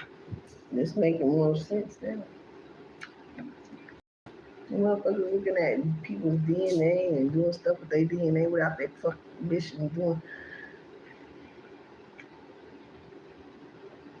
to his death, tried to share these warnings with us and went so far as to act as a whistleblower to the media and other sources. But he was silenced just like everyone else, and he disappeared off the face of the earth, taking whatever dark secrets he was made privy to with him. There are many people close to Jeff that hold much more information on the investigation of his death, but only time will bring that truth to light. There was also the recent case that I recently covered on this show of Suchir Balaji, who was an AI researcher who formerly worked for OpenAI and was making the move to publicly expose the dangers of AI as well, until he was found dead in his apartment just late last year. Check out my episode on that if you want to see me actually dive really deep into that story. Also should note here, Suchir's mother actually commented on that episode. She said that she was thanking me and said I did a great coverage of the story, which I'm really grateful for. So if she's out there watching this episode, I'm really, really grateful that she commented and let me know that. Let me know if you guys want me to do another deep dive into that, because there's so much more that we could have gotten into. Palantir Technologies, Peter Thiel, and the other billionaires who run tech in the big business that They trying to unalive people any and everywhere they try to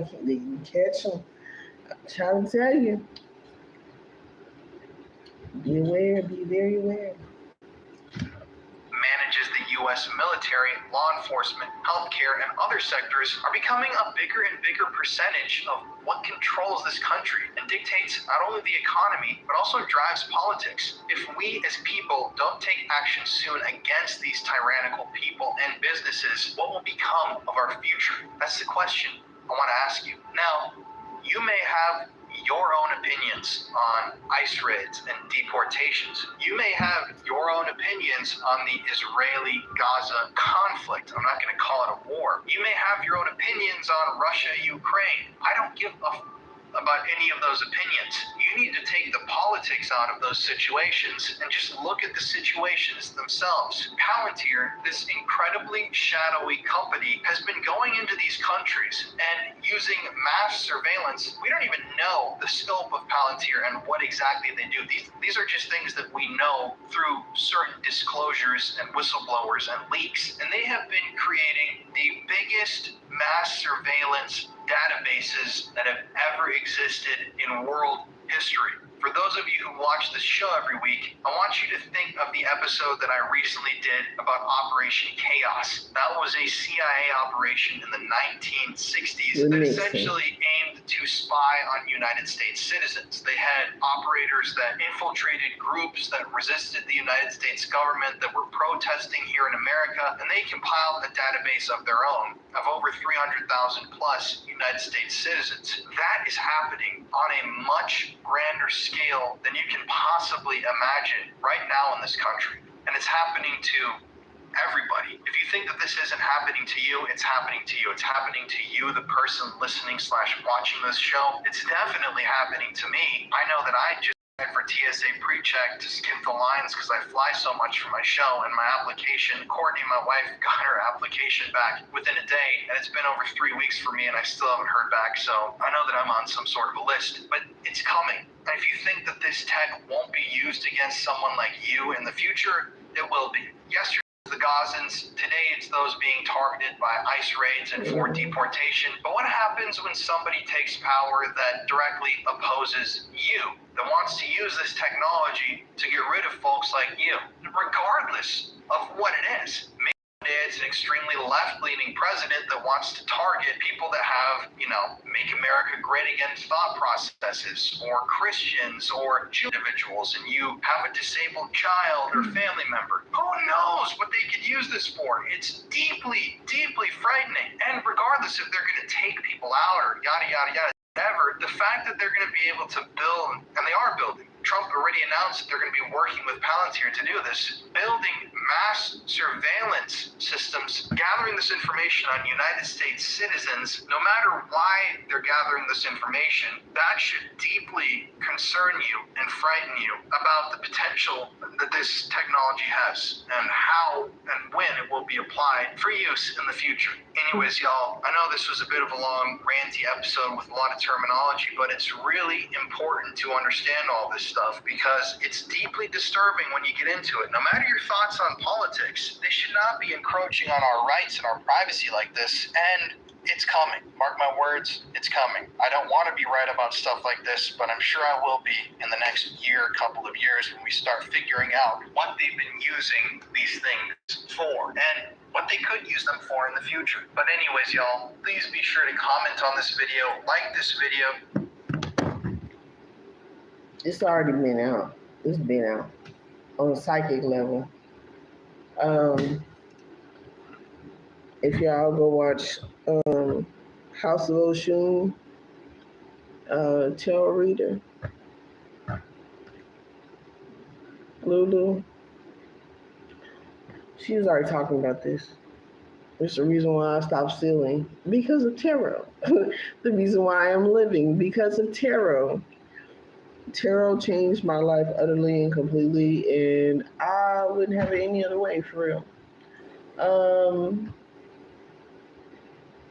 I would say I would be a lot more patient. And, I try to be a lot more wiser with my words, but I don't give a fuck about them people. Fuck y'all. And y'all tracking and y'all violating people and unaliving people and trying to make it seem like people are unaliving themselves when they're not. Fuck y'all. I mean that from the bottom of my motherfucking heart. I'm still not fucking scared of y'all. The fuck?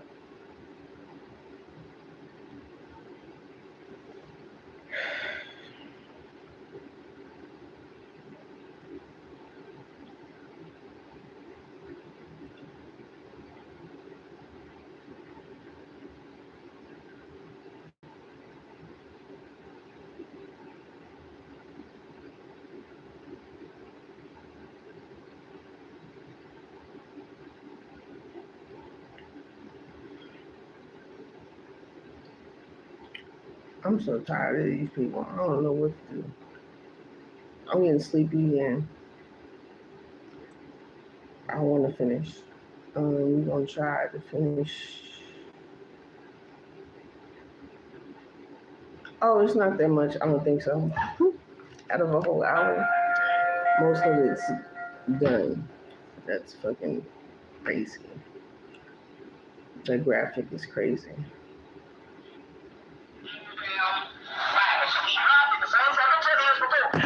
Now listen to this. The tree of life. And if this tiny gland was to secrete a very essence of active longevity called soma, S-O, or the Greeks, ambrosia. You see, I've been hearing ambrosia. I've been hearing ambrosia out there. I'll laugh at this. I'm silly as fuck. Ambrosia. Woo!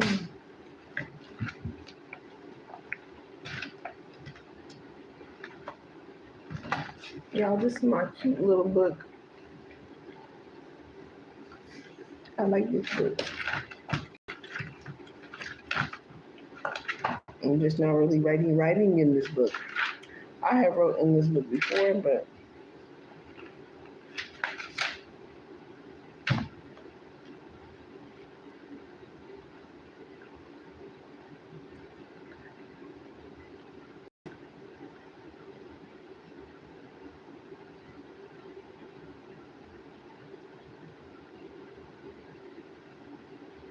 Ooh, I need to put dates on this shit because this shit crazy.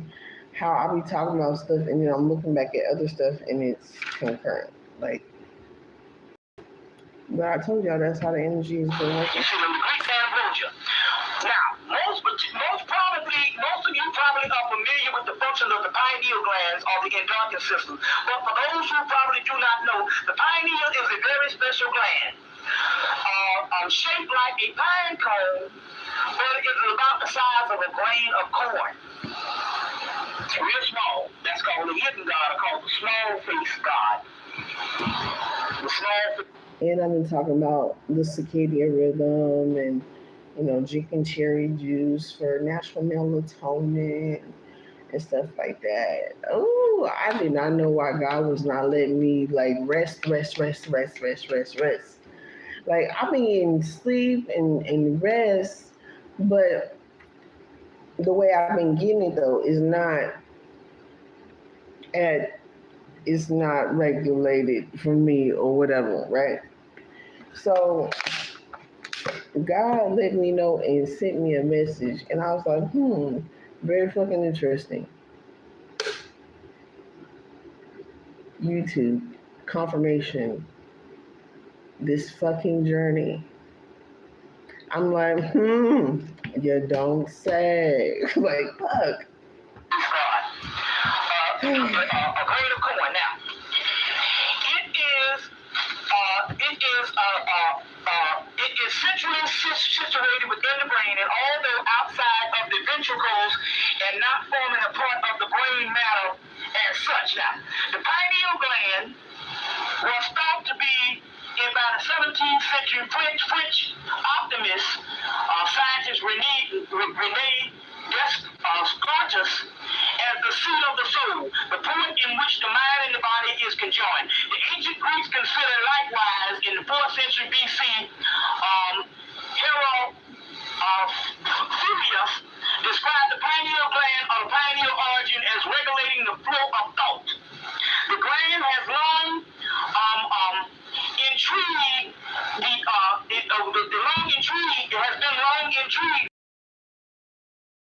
is the double. The pineal gland has no counterpart to the right brain and left brain. In the days of ancient Sumer or Egypt, the priest of Anu, the father of Enlil and Enki, protected the I'm trying to get to the point.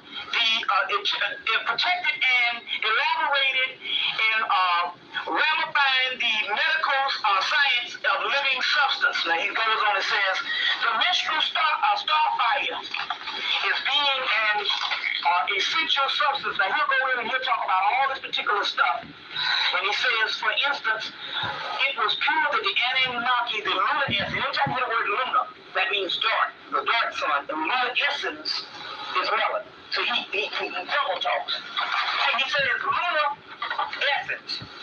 Now, if you go get the movie, The Black Sun, we're going to talk about taking the essence. What's the name of it? The movie The Black Sun. They talk about taking the essence. And the essence make these particular gods who don't have the essence younger. And he also uses a reference, Blade, the movie Blade movie. When Frost, he was like this, that was representing the womb, the woman's womb. Yeah. So anytime you hear the word lunar essence, see, he's devil, but he's an occultist. That means melanin. You see what I'm saying? Because it means light sun. There's two light suns. There's the moon and there's the sun at midnight, which is Sirius. But also, esoteric, the sun at midnight is the pineal gland, which the sun at midnight is ignited. You no longer need the sun and the stars out here, which is the holographic universe, to see your way around for the simple fact your bed ought to be opening and this bullshit here will disappear. That's why in the Gospel of Thomas, they say, tell us what heaven is like. And he said, heaven is all around you, but you too drunk to see it. Because you're looking for physical appearance, and he said, you won't find heaven looking for it. But he's telling them, which has the other army. So, Christ and the 12 disciples is the 12 archetypes of the collective unconsciousness, 12 zodiacs, and 12 energies, which is answering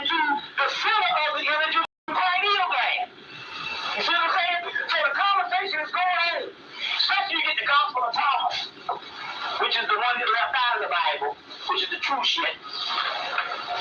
And you'll see, this is the pineal gland, and you got 1, 2, 3, 4, 5, 6, 7, 8. Now you know you get 12. You know, you get the picture. These people are answering to him, which is going on inside your brain.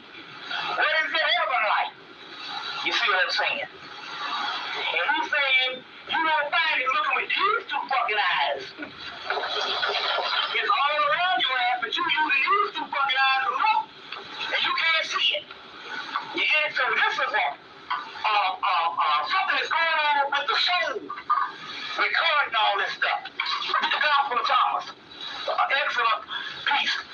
But I want you to get there's an office picture, but I want you to get the one that was built up in 1945. Let me explain something to you right quick. Let me just read this and explain something to you. Remind me, as soon as I read this, explain something to you on what's really going on here.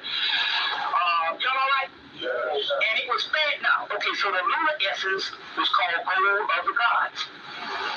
Remember I said in alchemy, the gold and all that type of stuff that we talk about, it's not even really gold, let's talk about melanin. As a matter of fact, the melanin that they're talking about, outside of the physical body, it comes to a fine group when all the elements is in it. Inside of the body, the melanin is the blackness and the gold is separated throughout the whole glands. But it's mercury, it's all these different metals, and when it comes together, it's a gold. You see what I'm saying? So it says it was called Gold of the Gods and was fed only by the kings and queens of the dragon succession. The word dragon, since first of all, you're going to do this Hebrew shit, but see, I already know the word dragon comes from the word drakon. And the word drakon is the beginning of something called you get your Typhonian, which is pre-monumental Egyptians. And they were called the Draconians. So when he's talking this dragon shit, he's talking about ancient equatorial black Africans. You see? You get the Hermetic magic, they're going to talk about Typhon, and they're going to say the shit comes, the word drakon. In the book Stephen Flowers book, Stephen Benjamin Flowers book, Hermetic magic. So see, you gotta understand the terminology here. So the dragons in that succession. Later, however, Egypt, Mesopotamia, the menstrual starfire was ritually collected, virgin process, and rendered as the scarlet woman. Indeed, the very ritual seems to practice. The word ritual comes from the word ritual, which is defined in the sacred ceremony of red gold. He goes into all this particular stuff, but he's setting it up to talk about this shit called light powder gold, which we're gonna get into before the night is out. Now let me explain something to you. When Paul wrote, you got the Old Testament, which was written by the Kabbalistic scholars. So the people that was the scholars, they took the esoteric thing, and then they wrote mythology, explaining terminology, codex and scriptures, where it explains the mundane existence, it explains the metaphysical existence. So basically, that's your Kabbalah. They wrote the Old Testament, so your esoteric, as you know I said before, is your Kabbalah. Your esoteric is the Old Testament material, which is just basically it's the laws, the rule, the people, but it really ain't the real deal shit. It's the Kabbalah is the real shit behind that. So the Kabbalistic people, which come out of Egypt at the Temple of Komodo, wrote the Kabbalah, and then the Kabbalistic wrote the Torah. So your Old Testament is the Torah. The New Testament has an esoteric thing that has come where Paul took the Gnostic scriptures and drafted the New Testament from the Gnostic scriptures. So if you want to get the original essence of what that shit was drafted, and all this come out of Egypt now. The Gnostics come from a group of people called the Scythians. So the Hebrews had a book, so they put the Old Testament together. And you know, it took 700 years and all these conferences that they have carved the Bible up.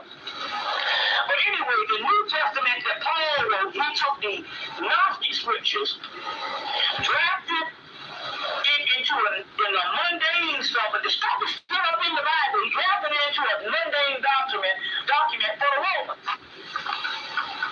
Okay?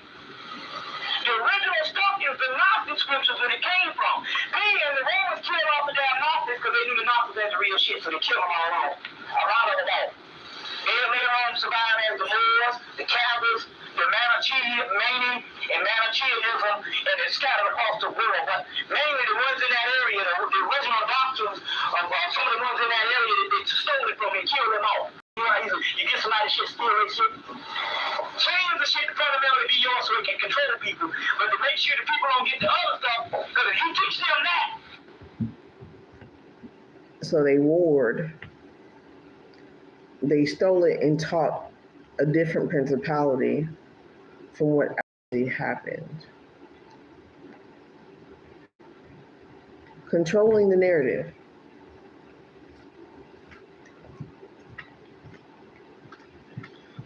They would have access to the other stuff because they were never knowledge of the Bible. They can go right into the other stuff and say, oh, this is the real deal. So what they did was, they killed the Gnostics off and they brought up all the Gnostic shit. But as you know, this stuff it comes out of killing. So the Gnostic stuff survived. And so if you really get the real deal Bible in the Gnostic, you got to get the Nag Hammadi Library. So only been about this, we only had it 52 years because they found it in 1945. After World War II. The Nag Hammadi Library, edited by James Robinson. And that's your complete Gnostic scripture. Now, you want to get James Robinson. Now, you want to get a breakdown to get Biblical Layton's Gnostic scriptures. Edited by James Robinson. And that's your complete 1945. 1945. The Nag Hammadi Library, edited by James Robinson. Now, the truth is, there wasn't his that was teaching all this shit. But he was not teaching it in Palestine, he was teaching it in Egypt. In the 26th dynasty, a guy by the name of Akal Nakamsu. And that's the guy that they attribute all his teachings to. So they even played another man's teachings. He was the incarnation of Horus, and he was teaching, and he was overthrown by a priesthood of Amen. Because he was teaching the old Typhonian religion of Ethiopia and trying to revive that. Before him, it was Akhenaten. And Akhenaten would have been successful. Akhenaten was an asshole because if you try to revive something, you don't tear down the other priesthood, then the people resent you. So we got rid of all the priesthood and we had to get the hell out of there. With his high priest Musa, which later on Moses, that whole thing. So this stuff is all based on another particular person that they plagiarized. So Paul and them knew all that story and all that type of stuff also. So let's go on. Let's deal with some things. Let's see what we got here now. Let me deal with some things on my notes right now. We got a bunch of stuff we got to cover.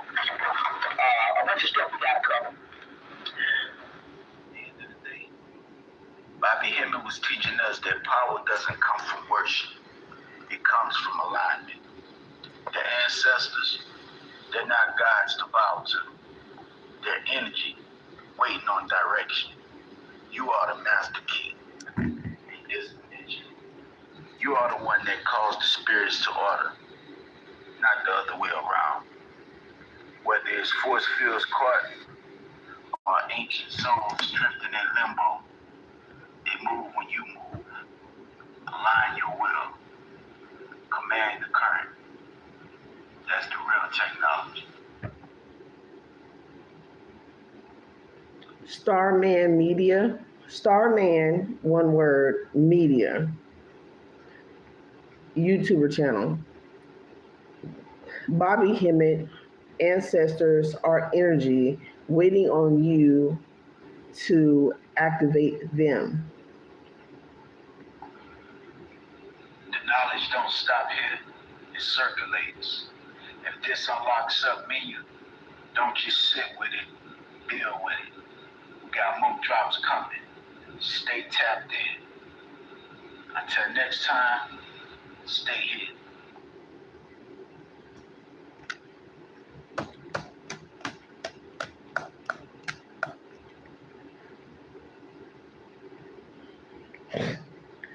This shit crazy.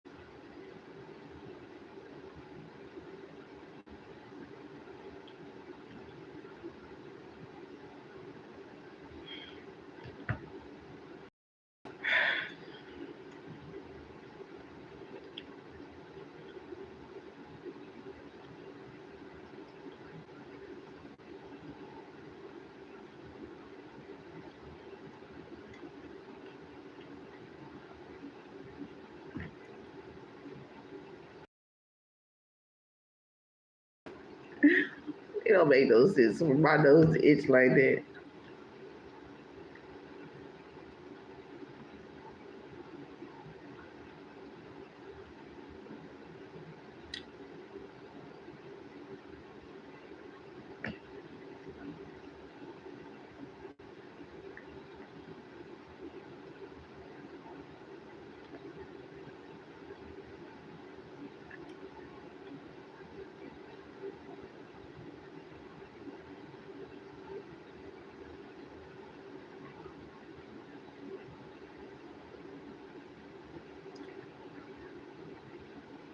So I can't find the person I'm looking for. We're just gonna go back to see what other videos we need to go over and see if that was it. I think that was it.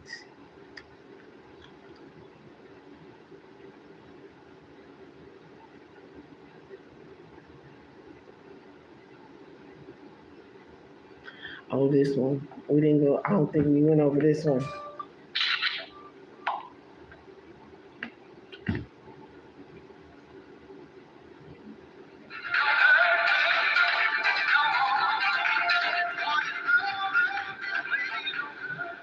See if I can do it too much with this AI shit and people's pictures. Thank you so much for all the love and support. So many subscribers, those people that share my videos, the commentaries and all. Melinda Stranda, YouTuber channel. Oh.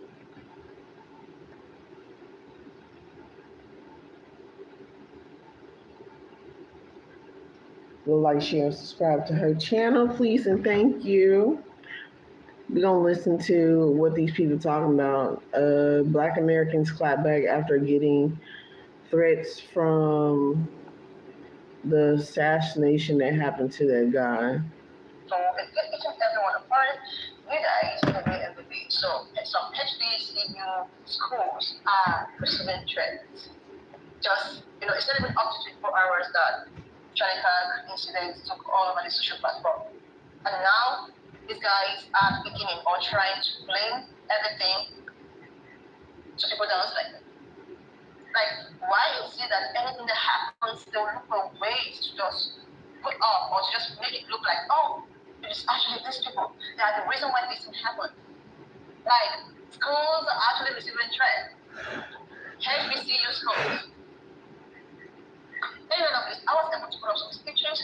I'm just going to roll the clip as well as some other stuff I was able to put together. Please leave your own thoughts in the comment section of what you think of this video. And please don't forget that we do not support any form of bullying and harassment. We are just here for educational and informative purposes. All of this, let's dive into it. So a white man unalive Charlie Kirk. Black people said, well, damn, he don't got to worry about the riots no more, right? Because he gone to hell.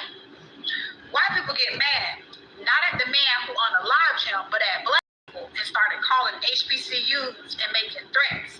Now our kids can't go to school.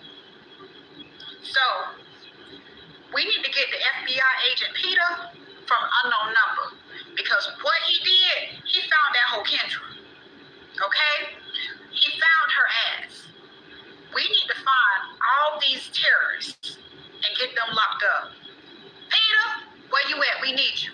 White individuals are actually more likely to be attacked by black individuals in this country. So black colleges are being threatened because a white man potentially killed a white man. Am I saying that right? Yeah, it just sounds dumb because it is dumb. White people, tap in, help me out. I would like for to make some sense of it. Ask your friends, ask your family how it makes sense. White men got picket signs talking about white men fight back. Fight back, fight back, fight back, fight back. Fight who? Fight each other. Everybody know that the only potential suspect that they got is a white man who killed. Well, how did black people get in there? They even did that. Charlie Kirk say some of the nastiest things about black people, only to get killed by a white person. Why are these white men running around talking about white men fight back? Who are fight who? Was it black people there fighting like that out in Idaho? Were there even black people at the thugs and gangsters? Because that's how Charlie Kirk refers to us. I mean, when I get the line, this is how he refers Right. Let's talk about why these children at these HBCUs are on lockdown. These young adults, why are these kids being threatened? This is nothing to play with because there's been a great number of school shootings in the past years, and guess what? They've all been white males. I'm spitting facts, not opinion. What do these black colleges have to do with this? This is why we say white supremacy is the issue. Do you see the person,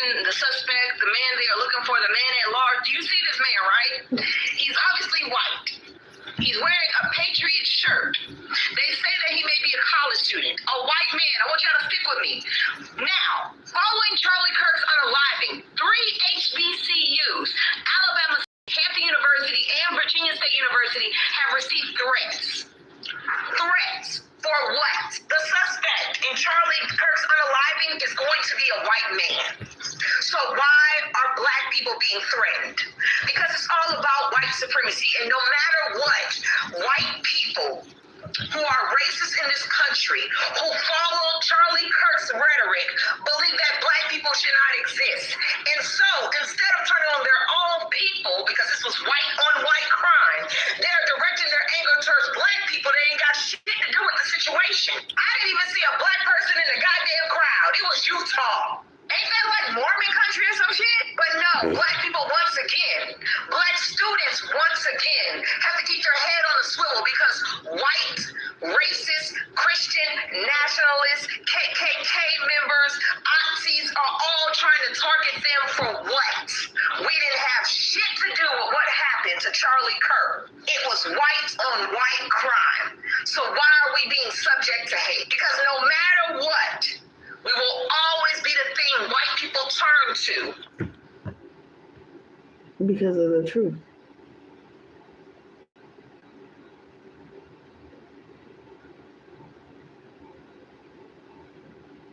These children are getting tired of having to suffer the consequences because of actions. They're suffering. They're tired of it. They're recognizing it. They're like, damn, this shit gotta quit. This shit gotta stop. Some way, somehow. When it comes to a And as we finding out, most of these motherfuckers know each other and been associated on some type of way, some type of. So, how do they pass down their so-called wisdom and knowledge?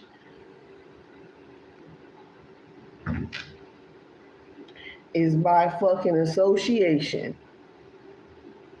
Their own associations with each other that they exempt black people out of. Right, because they can't take it out on their own people. And that is why Charlie Kirk was detrimental to people that look like me.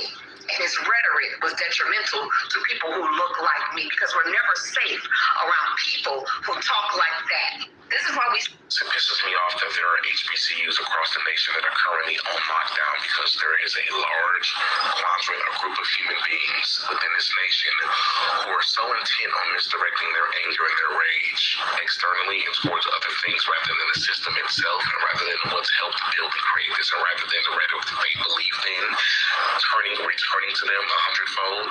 Rather than being mad at that, they're misdirecting their anger towards other people groups and other minorities, and specifically towards a people group who have faced the most political violence, who have dealt with the most political assassinations within the history of the United States, except for external world leaders. And that's a whole other conversation. I swear to you, some of these people will never cease to amaze me, but like when I tell you, this is a prime example of what happens when you dehumanize an entire group of people. When you dehumanize an entire political side on the other side, this is what starts happening. And this is the result of it, and this is where we end up being led to. And so many people have been so apathetic and just avoidant and just completely out of the conversation. And now these very people who have been apathetic the entire time are now full of empathy for somebody.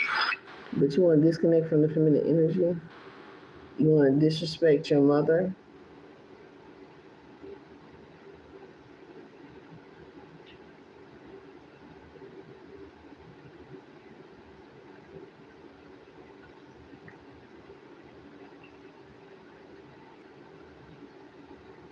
And they had no empathy towards anything else. I've not seen this amount of energy and rage and emotional energy from white people since probably the election of President Obama in 2008. We are truly living in surreal times, y'all. I don't know. I really wish I did, but I don't know. So I'm gonna be honest, it pisses me off that there are And now there's been a threat called into the Democratic National Committee headquarters. What happened to violence isn't the answer. And this is all over someone who's not actually a politician, mind you. And I blame the president for how far this is escalating. Because instead of spreading a message of safety and gun violence not being the answer, he's saying things like this. We miss him greatly, yet I have no doubt that Charlie's voice and the courage he put into the hearts of countless people, especially young people, will live on. Here's the courage that he put into young people, which is why we're seeing threats of violence towards many groups of people, because he believed that this was the answer. Also, the courage that he put in the hearts of young people, which is why they're now attacking the Democratic National Committee headquarters. I'm pleased to announce that I will soon be awarding Charlie Kirk posthumously the Presidential Medal of Freedom. The date of the ceremony will be announced, and I can only guarantee you one thing, that we will have a very big crowd. All of this is celebrating the things that Charlie Kirk did when he was alive, which was fueling hate towards marginalized groups of people. And so if the president is honoring that, what do you think the rest of our country is going to do? So that man dies, and now all of a sudden, 3 HBCUs, one HBCU I actually went to, Alabama State University, I am from Montgomery, Alabama, are on lockdown because of some threats to the schools. We had nothing to do with that man getting shot in the neck. We had nothing to do with any of that. But because we don't sympathize with racism, now you call our schools in our communities placing threats on us. But you think that's helping your plight in recognizing this man as a world leader, in a this, that, and the third, and a stand-up guy. Y'all are fucking delusional, okay? And this just furthers my point is saying, stay away from these conservative-ass white people. They are fucking crazy. Literally, they are insane. Okay, there's something mentally wrong with these people. To call threats into schools where there are students living on campus, where people are just trying to get their education, go to class, mind their business, and go back to their goddamn dorm rooms. But y'all are calling in threats to HBCUs because we don't give a fuck that a racist died? Are you serious? Like, literally, this has to be a fucking fever dream. Now, wait a minute, y'all. We have been receiving reports that several HBCU campuses are now on lockdown due to bomb threats and shooter threats. How did we get involved in this, huh? This was a white-on-white crime. It happened in Utah. Mind you, you all do not have the shooter. You don't know what they look like. You don't know who they are. Why are you threatening us? Wait. The shooting happened in Utah, and they're calling Alabama universities threats of unalivement? You motherfuckers ain't had enough, huh? 347. I see it. Huh.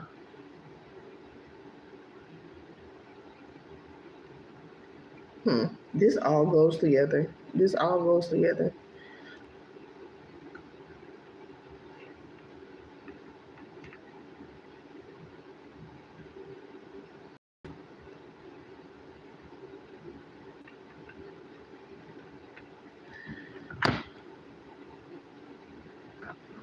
What's his name?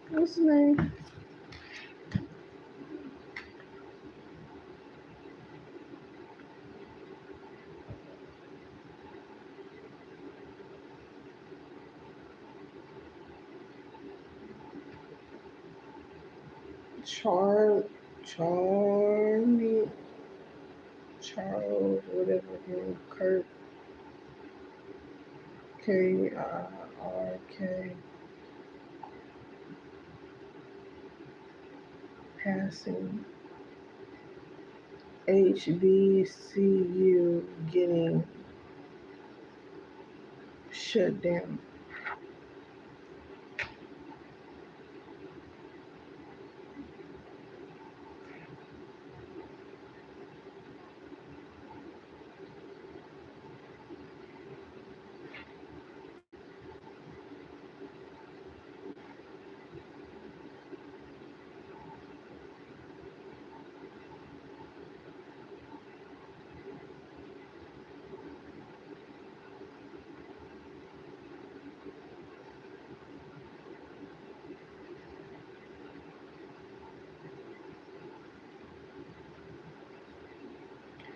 Alabama.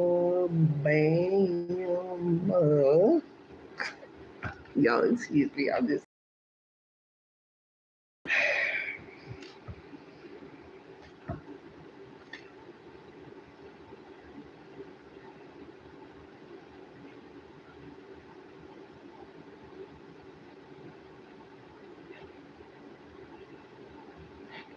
happened.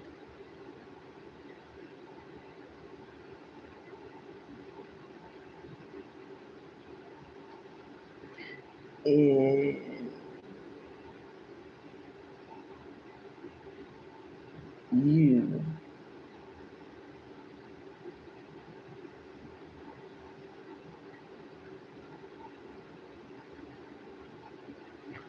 it happened in Utah.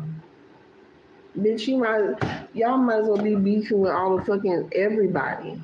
That's the fucking case. The fuck is wrong with y'all? Like that's nigga. And I would say that I'm surprised, but as the poet Sonny Patterson said, what's surprising when you know the nature of the beast? The nature. Especially when they Respect show the the nature. same face for centuries, huh? You all just want an excuse to be violent towards us. This had nothing to do with us. You all need to locate the shooter and leave us alone. Let us go on about our day. We are not involved in this. But this is what you all do. Spin a narrative when you But this is what I'm gonna say to this here. Respect the nature of these motherfuckers. So when they give you their ass to kiss, shoot them in their ass.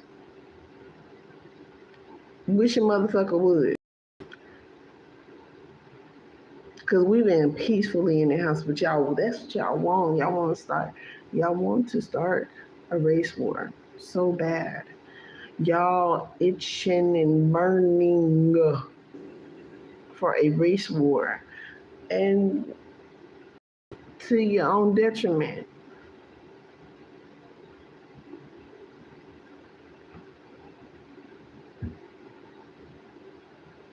I keep thinking, is this? Yeah, it is. Came out finally. To your own fucking detriment.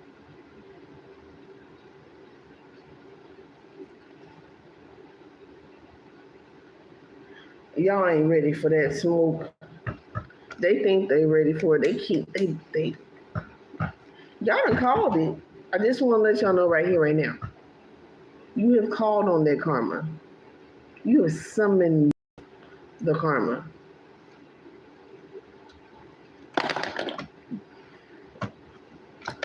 Why didn't you just go heal in the corner somewhere? But of course, we're dealing with immature energy. Don't respect their mom. Don't respect women. Don't respect children. It's doubling down on the confirmation. So it's just like, we go from spiritual to logical real fucking quick. And the culprit is its own guilty party. So have no information, and you're trying to spew hate and violence all over the place. Absolutely ridiculous. Yesterday what happened with Fox News and them getting on live television saying that this was a declaration of war and quote unquote telling people that this is the time to fight back. But now there are HBCUs having phone calls and threats where people are telling them they're going to come do some unspeakable acts at the campus. HBCUs in Virginia and it's not by fucking coincidence. We just went over that fucking video of Trump's 2020 fucking bullshit that he had pulled at the Capitol.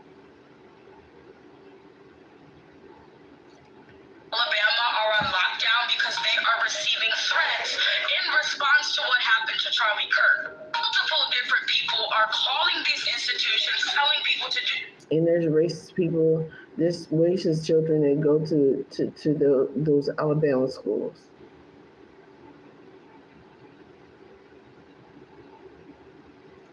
Like strap up, insinuating that they're going to come and do harm to the historically black colleges in the name of Charlie Kirk, because we fucking got something to do with it, apparently. It's not just one college, not two colleges, but on the memorial of 9/11, 6 historically black colleges halted all activities and issued alerts stating that campus is now on a lockdown because of these fucking calls. These colleges include Spelman. Bro. Oh.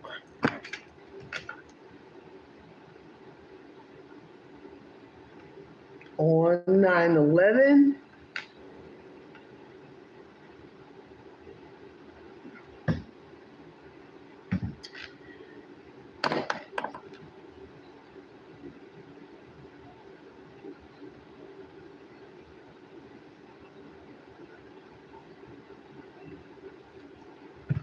oh, this is a level of completion.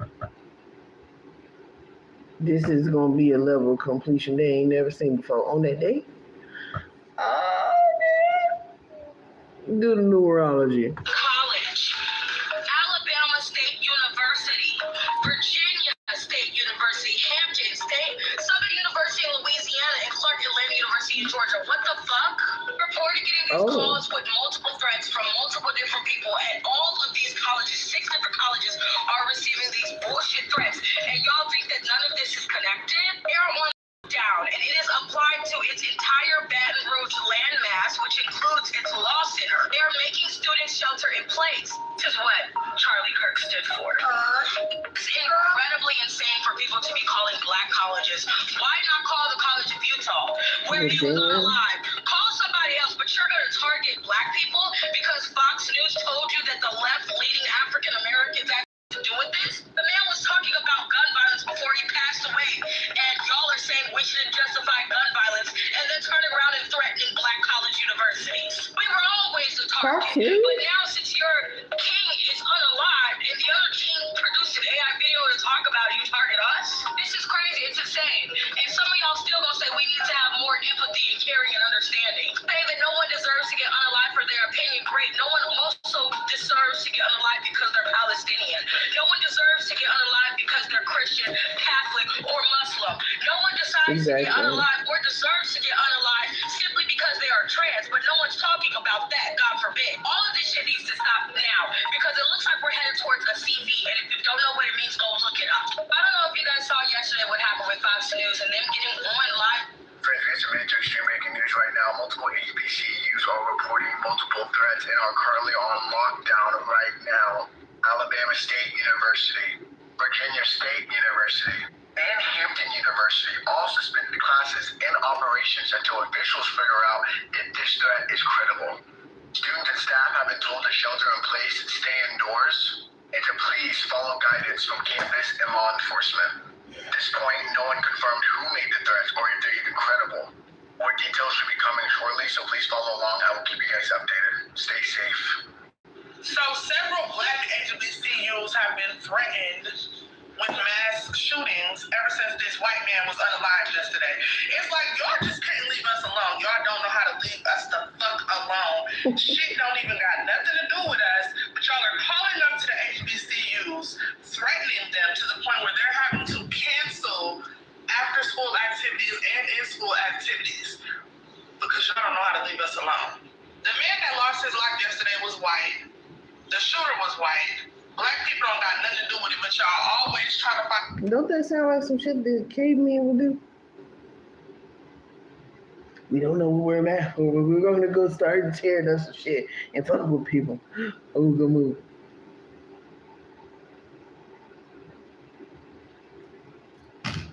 Prove its own nature.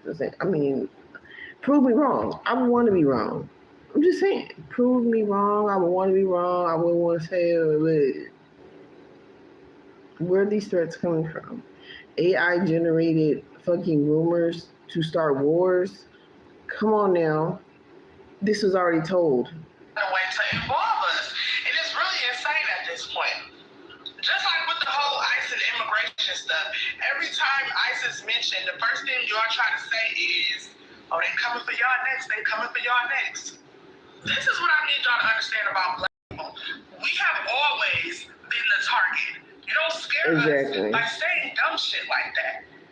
What they're mad about is, through all of the bullshit that we've been through in this country, we're still resilient. We still rise. We still wake up with a smile on our face. We still get on this bitch and joke and laugh and smile every day. Mass shootings happen because non-melanated people don't know how to handle when shit is not going their way. Us, we take that shit to the chin and keep it the fuck moving. Is it because maybe, just maybe, the propaganda are trying to sell to the mass media overseas that we was the problem? Maybe is it because y'all little mask is falling off? Yeah. People are seeing who the real problem is? That part. The grass ain't green on the other side. Karma. So I don't ever wish harm. Like, I don't ever Pay your fines and your penalties. But if you expected me to speak out in support of or have any sympathy for someone who would spit on me if I was on fire, you're crazy. That part. Multiple HBCUs around the country receiving threats, prompting lockdowns and closures. We know officials are investigating right now, but we haven't got Fucking specifics psychopaths. as the threats that's certainly serious enough that school officials have moved forward with lockdowns and even the closure of campuses. Several schools we know of have been involved in this. Alabama State University, Hampton University, Virginia State University, Clark Atlanta University, Southern University, and A&M College in Baton Rouge, Louisiana, Bethune-Cookman University. We haven't heard of any reports of violence or any injuries associated with these threats and these closures, but certainly serious enough that officials are not taking any This chances, eclipse. putting some of these schools on lockdown, even canceling. When I say this fucking eclipse, y'all better use this transit for what it's fucking supposed to be used for. Work your motherfucking magic. You feel me? In the good way and rebuke this energy with love, peace, and the understanding of what the fuck it is.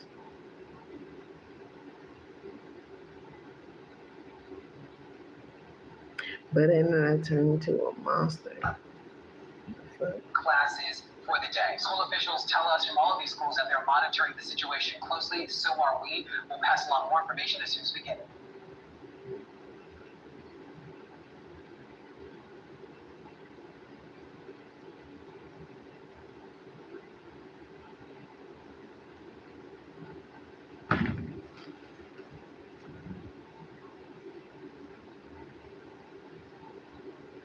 Republicans are crying and with purposes.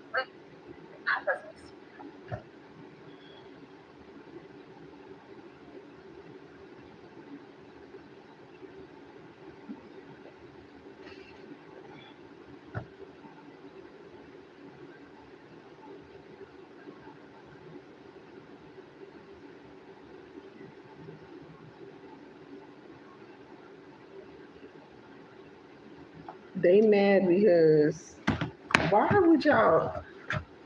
anybody want to comment down below? Why would a motherfucker just dare to go and threaten children at a school?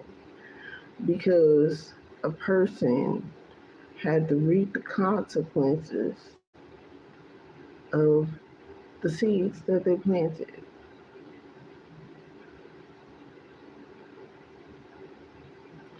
While people that are minding their business per usual have to be threatened.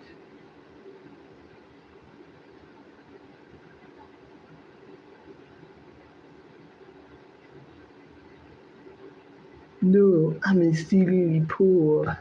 Yes, piss poor morally. These people are. I'm talking about the racist bigots that for the life of them don't know what the fuck else to do outside of healing. This is what no empathy and the lack thereof conjures possession of demonic entities. All the demonic entities are looking for bodies to snatch. Be used as a crash out dummy. Have fucking fun with that shit. Leave your whole family, your whole generational lineage behind. Leave them all behind in the shambles of your ignorance. By all means. I'm being very fucking sarcastic. We would hope that you go in a corner somewhere in fucking hell.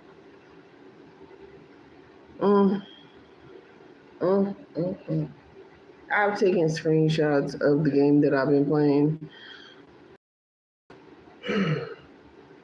The programming that they are putting in these games, using potions, this king, he's needing to be saved, and giving praises when you do levels, and then him acting as if he's going through these adventures when he's just really sitting back watching. Like, do y'all understand the totality of the ignorance in the mindset of which their indust is? Reflection, please. You know, the words may irritate, they may, rattle some nerves, they may rattle what spirit entity you may have in you, but sit with it until you understand it on the dark and the light side. That's what we have to do when we have to sit up here and look at ignorant ass bullshit and not react to it and just think, what level of ignorance, of totality, will it take to really just go and just be the most bottom dwelling type of energy?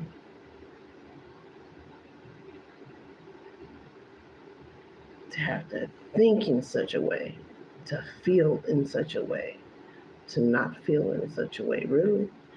Because this is what they're being told. Don't feel your emotions. What are we learning? On a mass level of respecting the energy for what it is.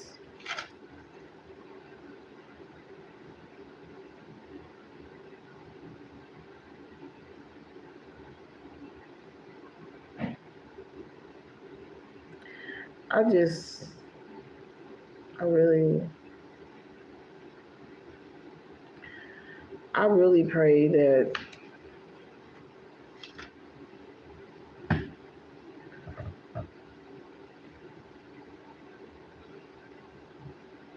it is what it is. We can be heartless. Not really. I can't. I can take action. I can take action when I need to, right?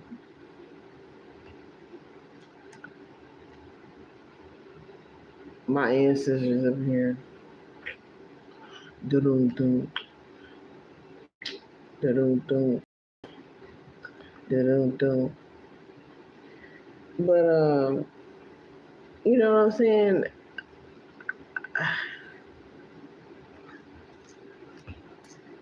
We do not want our men to be in this type of energy. Like, it's not it is something that is not of this world. It was never meant to be.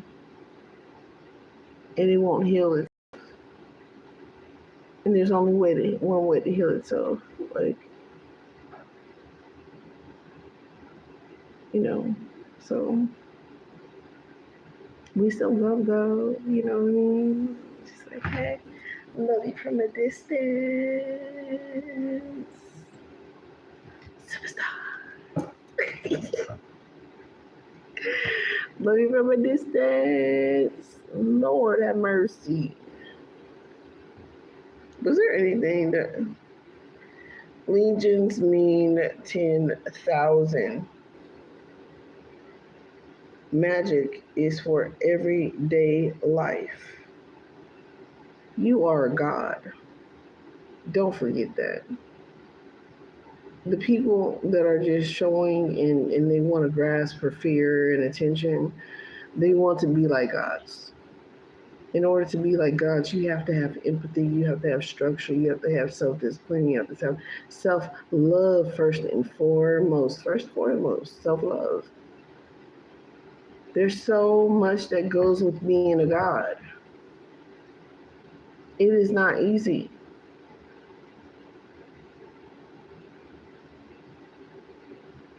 How many times was Jesus rejected? I say again.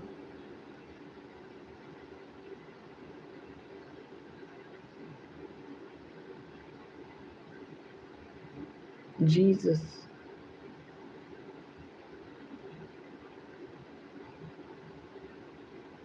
It's like you reject Jesus every time you go, rage, anger from the root chakra. Creativity. I want to fuck someone up.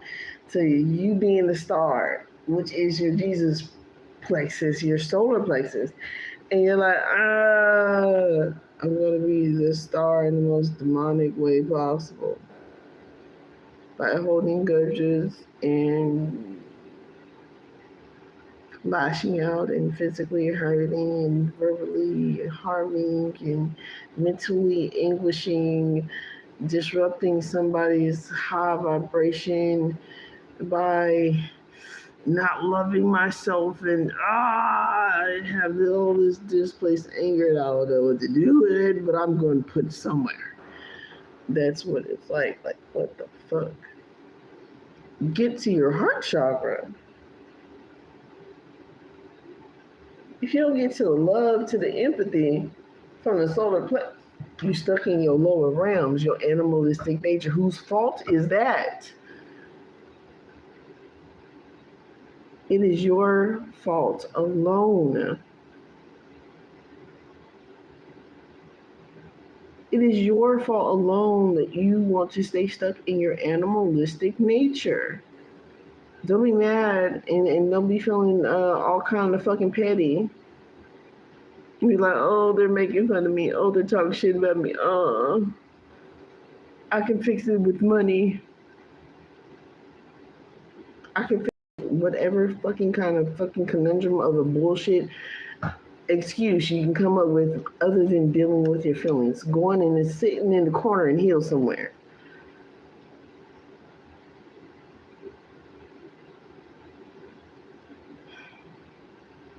Rage and discomfort and what? It oozes out of your blood cells. It oozes out of your aura. It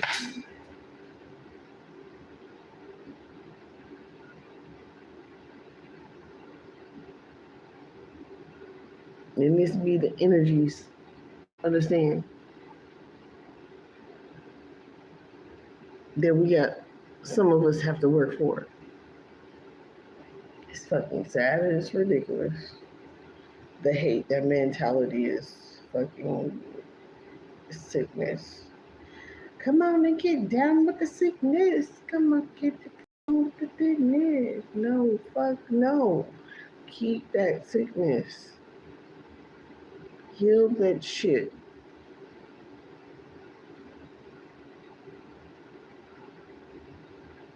I am looking at what fell off my nose. So my nose ring was, so it does that from time to time.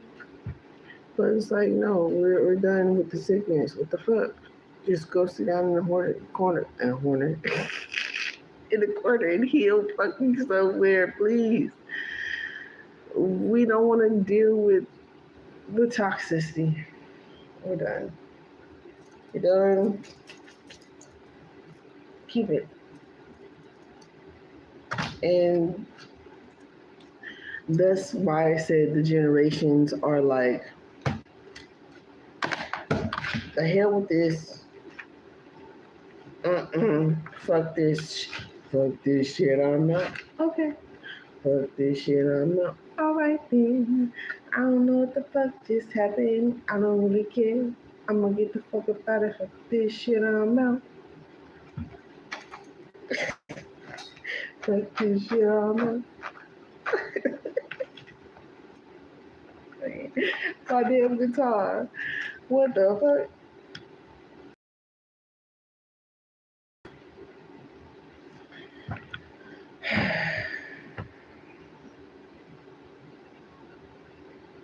That's why we are praying mothers. We are, healing people and everything possible for those who want it, and those who will take the fucking self-guide to self-healing and love in abundance first before they do any other thing, and learn the deceptions and why these people are so fucking miserable.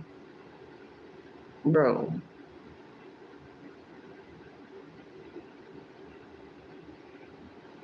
Goddamn Lily is fucking a goddamn weed is fucking stronger than they fucking ego. What the fuck?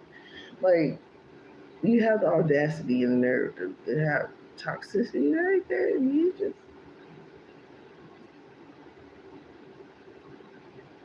That's why I pray for our men that please understand that energy does not come with nothing good. It doesn't.